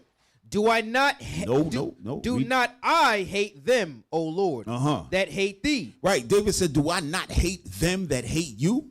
Go ahead. And am not I grieved with those that rise up against thee? Go ahead. I hate them with perfect hatred. Perfect hatred. What y'all know about that? I hate them with a perfect hatred. Why is this hatred perfect? Because they breaking the laws of God. I mean, they can't keep them anyway. But due to the fact of how wicked they are against the Lord, hating them is like it's just perfect. Right? Go ahead. I count them mine enemies. That's it. I count them mine enemies. Go ahead. Search me, O God, and know my heart. Try me and know my thoughts, and see if there be any wicked way in me, and lead me in the way everlasting. Right, and that last part there is important because as we see in all of this, we got to make sure we're right. Because like Officer Judah said, we're going to get the kingdom at the end, but we have to be right. So although Esau is wicked as hell and he doing what he got to do, but David said, search me, make sure that what part of me is wicked, get that thing up out of here and get me in the righteous way, you know? Go ahead, y'all. Man. What else? What more can you say after reading something so good like that, bruh? It ain't it, bruh. Yeah. Hey, matter of fact, hey, bring up 19 real quick. Did we bring up 19 before? I think we did, y'all. I sound familiar. Sound familiar? Don't bring that up. No, go ahead. You was gonna say something. Go ahead. I'm sorry. Don't be quiet when I'm talking. I'm telling you, man. Y'all gotta stop that shit. Oh, check this out, y'all. Go ahead. Hold on real quick. Hold on, y'all. Hold on. Damn. Hold on, y'all. David said he count them as his enemies, right? So he tell you the scriptures through the Spirit of Christ tell you exactly how to deal with this enemy. Go to Ecclesiasticus chapter 10 and verse 12 right quick. This is the book of Ecclesiasticus, chapter 10 and verse 12. Come on. The beginning. 12 and 10. I'm sorry, I said it backwards. Ecclesiasticus chapter 12 and verse 10. Never trust thine enemy. What the Bible say? Never trust thine enemy. Christ said, don't trust your enemies. You can't trust in nothing that they talking about. You can't believe in nothing that they say because they are made to be a certain way. You can't change them. They will not be changed. Go ahead. For like as iron rusteth, so is his wickedness. So just like if you put iron or any type of metal in water, how it rusts, it's an inevitable thing. That's how they are. They're gonna always show their true colors. Come on. Though he humble himself and go crouching. Though he act like he be with you, though he act like he your friend. Go ahead. Yet take good heed. He said, take good heed to this man because look at his history. Look at everything that he have done aforetime. He's always robbed, stealed, and killed the whole earth. Always. You think he gonna change now? Go ahead. And beware of him. Beware of him. Go ahead. And thou shalt be unto him as if thou hast wiped a looking glass. And thou shalt know that his rust hath not been altogether wiped away. Look at how they talking. Every single last one of them. Every single last one of these Edomites that we have watched tonight, they all talking about the same thing. War. All of that stuff don't get wiped away. When you actually look at what's going on, you see that that's the same person. Like the old dude said, it's in their DNA. Right. It's there. It ain't going nowhere. Nope. Go ahead. Set him not by thee. He said, don't make this man friends with you. Don't set him by you. Don't sit at the table with him. Don't eat with this man. Don't break bread with this man. Go ahead. Lest when he hath overthrown thee. Because he will overthrow you through his plots, through his secret, what's scripture? Yeah. His plots and popular persuasions. Right. Go ahead. He stand up in thy place. He gonna stand up and take your place. That's what they trying to do. That's what they've been doing. They took the place of us. Now they calling themselves the Jews. They took the place of every known, every renowned race on the earth. They stole it from them. Right. They stole being the Egyptians. They stole being the Japhites. They stole being everything, bro. Hell yeah. This is their patterns, and none of y'all can change them. Nope. The coon dude that we was watching earlier, yeah. He trusts fully in the enemy, and he gonna see when tribulation come how they gonna turn that gun on him. Oh yeah, he gonna grow his mustache then. looking like a PDF file. You know what I mean? Come on, man. I don't trust that, man. Bruh, you can't trust that, bro. Nah, never. Ever since we was kids, we wasn't even in the truth. We used to be like, wow, that look weird. Yeah. You got to lay hands on him. You got to bless that man. Yeah, come on, man. Hey, y'all, bring up video number 10. That's what I was looking for. Number 10. Now, remember before we was talking about the pilots, right? That got taken down. I don't know if y'all know the whole story. We couldn't get into it because it's going to take too much time, but I'm going to give y'all a little background. So these pilots, they got knocked down. They said that they ejected out. Now, where the pilot, when one of the guys landed at, where they found him the next day was 100 miles away from where he ejected. How the hell you walk 100 miles in a day? Has that ever been done? No. It sounded real fake. It sounded fake. I'm telling you. Listen, we don't. At this point, we can't trust nothing that come out these people's mouth. We can't trust nothing. But bring up that video real quick, number 10. Let's start at 4 minutes and 30 seconds, right? Because this woman right here, she's getting into it. She's bringing up a bunch of points, right? But let's start here. Let's see. Because you have Reuters declaring that the rescue unfolded with near perfect precision, that under the cover of darkness, U.S. commandos slipped deep into Iran undetected, scaled a 7,000-foot bridge, and pulled a stranded American weapons specialist to safety, moving him toward a secret rendezvous point before dawn on Sunday. So as if Trump weren't giving us enough of a Hollywood story, oh, Reuters certainly has their own version. That's exactly how it's written. I know that this is not the only version out there, but this is the article that I want to focus on here for a minute, because they specifically say that 2 MC-130 aircraft that had ferried some of the roughly 100 special operations forces into rugged terrain south of Tehran suffered a mechanical failure and could not take off, according to anonymous officials. Pause for a second, right? It said that they had a mechanical failure and they couldn't take off. So now all of a sudden, these fully operational ships or choppers go out there, touch down on the ground, and now all of a sudden, both of them can't lift back up. They both got mechanical problems, difficulties. You know what the mechanical difficulty was? A missile. Yep. They got hit. That's what happened. If y'all notice, they don't never say when the United States gets casualties, when things are shot down. They just happen to mention about those 2 planes, right? So now that makes us start to think, did they actually get shot down? Because they never say when they get shot down. It's always a crash, a mistake. It's never they got taken out, right? And nobody's ever dead. None of these pilots are dead, by the way. Everybody has gotten away scot-free except for a twisted ankle. The guy had a twisted ankle, walked 100 miles, and went up a 7,000-foot ridge on a mountain. Real talk. This is what they're saying. Go ahead, hit play. Now, okay, I know I'm already going to get comments on this that are like, well, you have not served in the military, you're not a military specialist.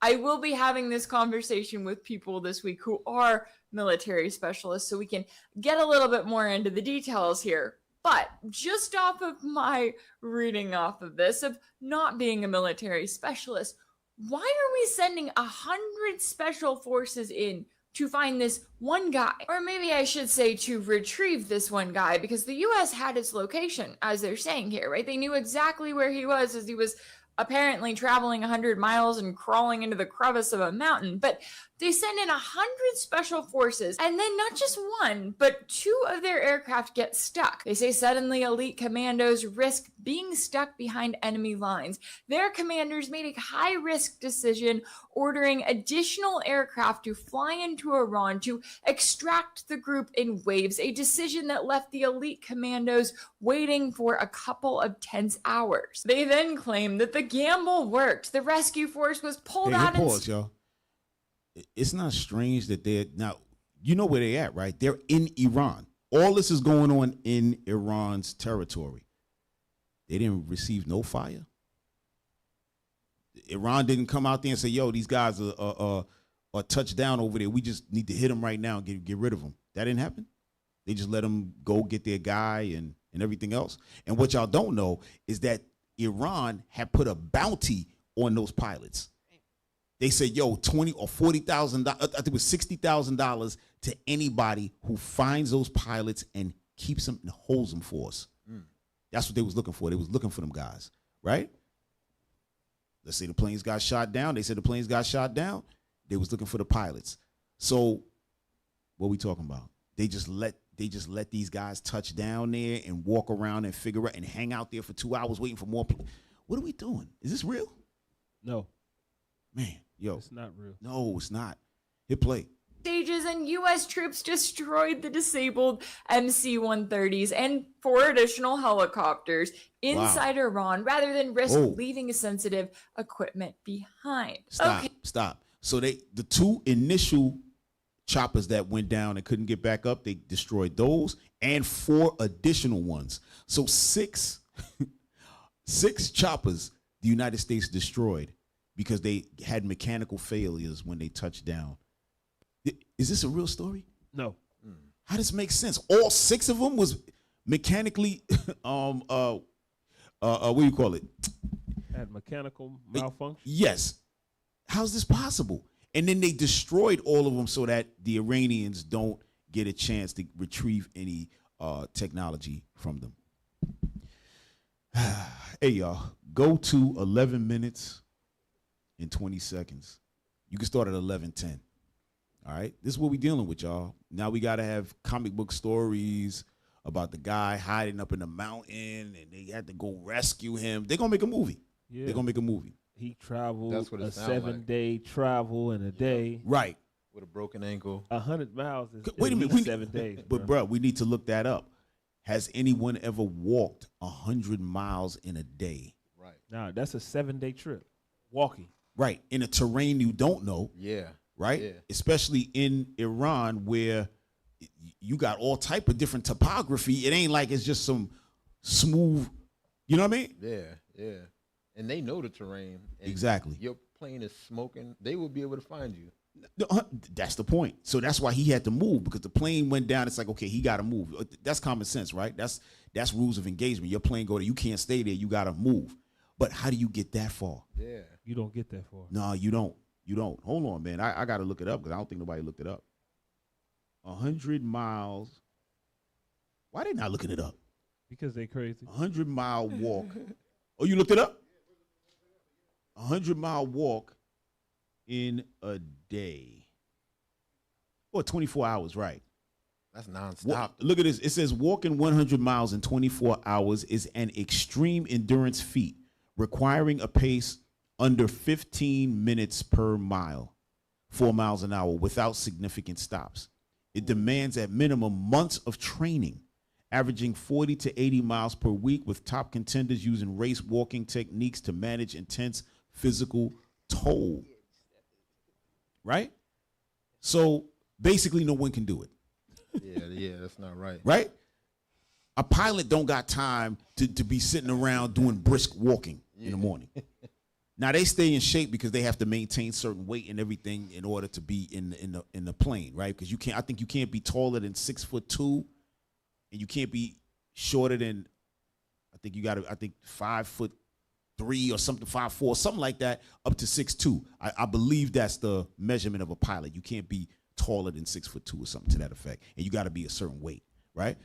But you're not going to be utilizing no race walking techniques in your mind. That's not going. If you crash in a plane, you're not even thinking about surviving. Right, man. Oh, 100 miles, man, come on. And on a broke leg, right, his leg was messed up. And on a man, messed up ankle. Man, hey, listen, y'all got to that part. 11 minutes 10 seconds. Go ahead, rock that. It's crazy. They'll believe that, but won't believe that Christ is black. That's Damn. crazy. Right. That's crazy. No, that's funny though. That's crazy to me. You're right about that. And all right, go ahead. Why Isfahan, and why send 100 special operations servicemen to that region unless maybe, let's say, you were trying to carry out a special operation? Because just over a week ago, a report was published by the Bulletin. Pause, y'all. Hey, read that real quick, officer. Analysis.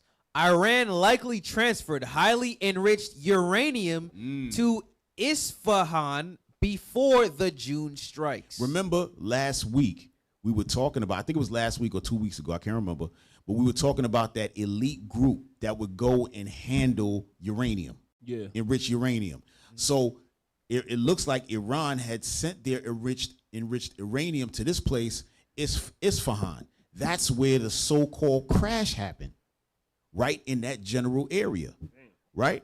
So the question now becomes, did they actually have a crash, or did they have this team of choppers going in there trying to retrieve the uranium and wind up getting into a skirmish and getting shot up? Are they providing a story of these jets getting shot down? Because when you hear, I think Iran did say they shot the jets down, or they shot them 2 choppers down. I can't remember exactly what. But the point is, we don't even know. But this is a good point she's making. But hit play. Of the atomic scientist working with the French newspaper Le Monde, in which they analyzed a previously unreported satellite image of the Iranian nuclear site at Isfahan, showing a large truck loaded with containers. They say experts said they could not be certain what the containers held, but the timing of the image, the type of load, and other indirect evidence suggests that Iran may have placed a significant quantity of highly enriched uranium, possibly all of its inventory, at the facility ahead of the June 2025 strikes by Israel and the U.S. Interesting. So you're telling me that the U.S. would have had a reason to, quote unquote, take over an abandoned airport in the region? Oh yeah, hit pause. So according to what was said, I think Iran even backed it up. Y'all can check this out. That there was an abandoned airstrip because if y'all look at Iran is huge. I'm talking about super huge. And the main cities where they live is close together. The rest of it is like barren, right? Not totally barren. There's a little something here and there. But they had an air base out there that they didn't use anymore. So supposedly the United States went and dropped into that airfield and they're using it. So it would almost be like, let's say, most of the country lives on, let's say, the East Coast. And then from like, say, right after the East Coast all the way to the West, nobody really lives there. Damn. So they're saying that America took one of them landing strips out there and they were chilling there and setting up shop. Now, I don't know why they wouldn't just bomb them right there. I don't know. But that's what was said. So that's what she's bringing up. Why would they send hundreds and hundreds of men to save 2 guys or 1 guy? She's saying, no, that's not what happened. They really went to go look after that damn uranium. But hit play. To send over 100 special operations servicemen to go in with the idea that maybe they were going to carry out an operation trying to seize what they believed was highly enriched uranium at the nuclear facility in Isfahan. Because you did have Iran reporting that it shot down 2 U.S. C-130 support aircraft. Right, okay, so stop it. Exactly. So this is what Iran is claiming, that it shot down 2 U.S. C-130 support aircraft. That's the ones they're talking about, and the 2 Black Hawk helicopters. It was nothing about those fighter jets. U.S. mission to recover second crew member of down F-15 fighter jet. Maybe they did. They probably claim responsibility for that as well. Okay, so I'm not gonna say the jets ain't get shot down, but how do we know that these guys that got shot down, right, were actually looking for that pilot? Maybe they were on a separate mission completely. This is the point, right? Yeah. Go ahead, hit play. 2 Black Hawk helicopters in Isfahan. You also have Iran releasing video footage of the wreckage there. Remember, the U.S. told us that they destroyed these aircraft, that this was what got stuck in the mud and therefore they had to completely destroy it. But instead, you have local media noting that the explosion was so massive that the aircraft shape was scorched into the ground. But we're told that this was just a rescue mission, that no one died here. The planes just got stuck in the mud and therefore had to be destroyed. Never mind the images now circulating in Iranian media showing the loss of 12 aircraft, including 2. Hit pause. What does that look like? Does that look like the United States just blew something up or burned it up? Or do it look like it got hit by something? Everything is twisted there. That's all twisted metal. They said it got hit so hard that it burnt the form into the ground. You don't even see nothing. You don't see anything. Oh, man. There you go. Hit play on that. Let's see if we got any more. 2 C-130 transport planes, 4 Little Bird helicopters, 4 Black Hawk helicopters, and 2 MQ-9 drones in a single operation. So what was the plan here? That's got to be the biggest question in the aftermath of this. Was the plan to use the F-15 fighter jet as a diversion? Because that's what it seems like, right? You get this jet that is shot down near the Persian Gulf, then there is this frantic search for the pilots.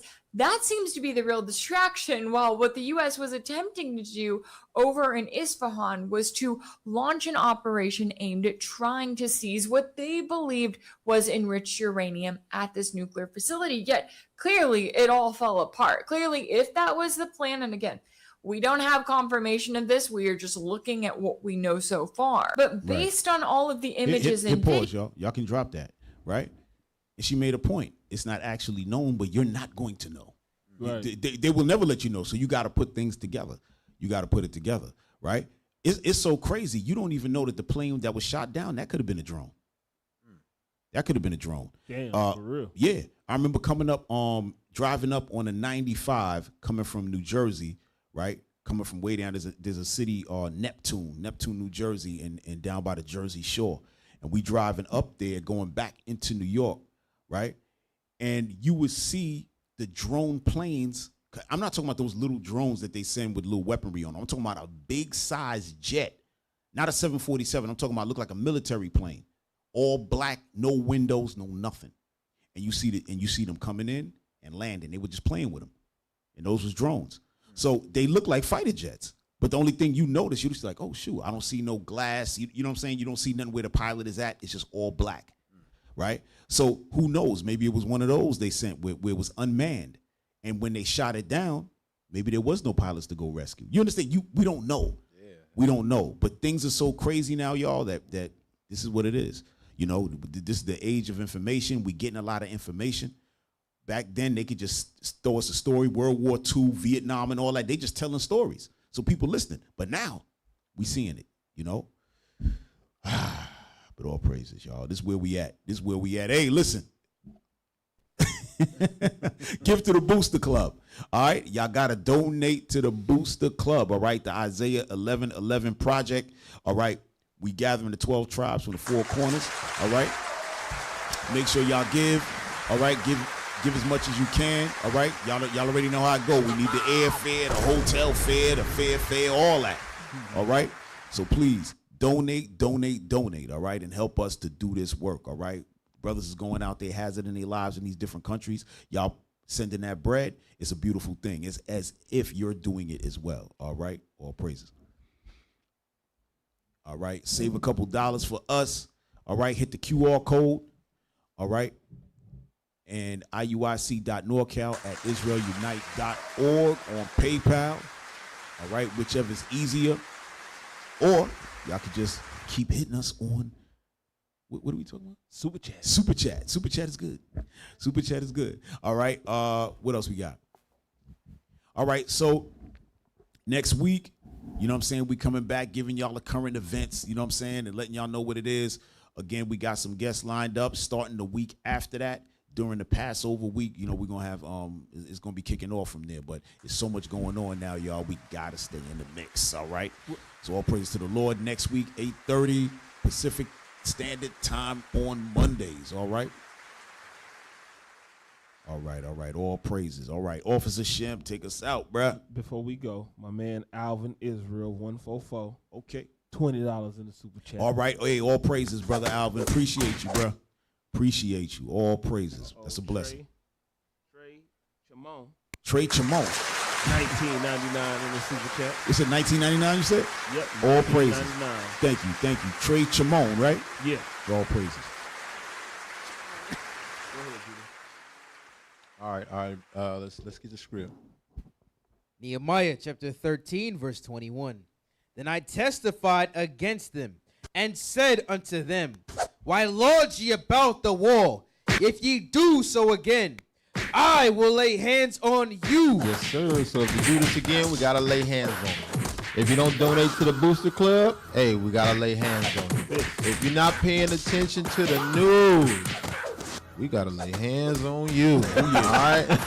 Hey, yo, this is the Nehemiah squad. Hey, we got Officer Shem, the mighty Captain Zakai. I'm Officer Judah. Till next time, long. All right, Most High Christ bless y'all. Hit us with the thumbs up. Even the evil, spend holy days away from the heathen. I need a break. Crazy, I don't baby. need a reason. I need a script. I don't need your grievance. Keep it to yourself. It's better for my health. Leave it on the shelf. Ain't hearing nothing else. Tonight and tonight, knowing the price. Pay it off for my life. Till it's out with your lights. Do it all for the Christ. And he ain't playing nice. Knew the end from the start. Fix your face like it's art. The sons of a simp, call them Bart. Yeah, you did your best, played your part. But now it's time to cut you to the heart. Flex on occasion. It's the strangest of the salvation. You see it, believe it, amazing. Them chariots coming invasion since the creation. War, mine, Lord, bless the general. Greatest nation, eat them unequivocal.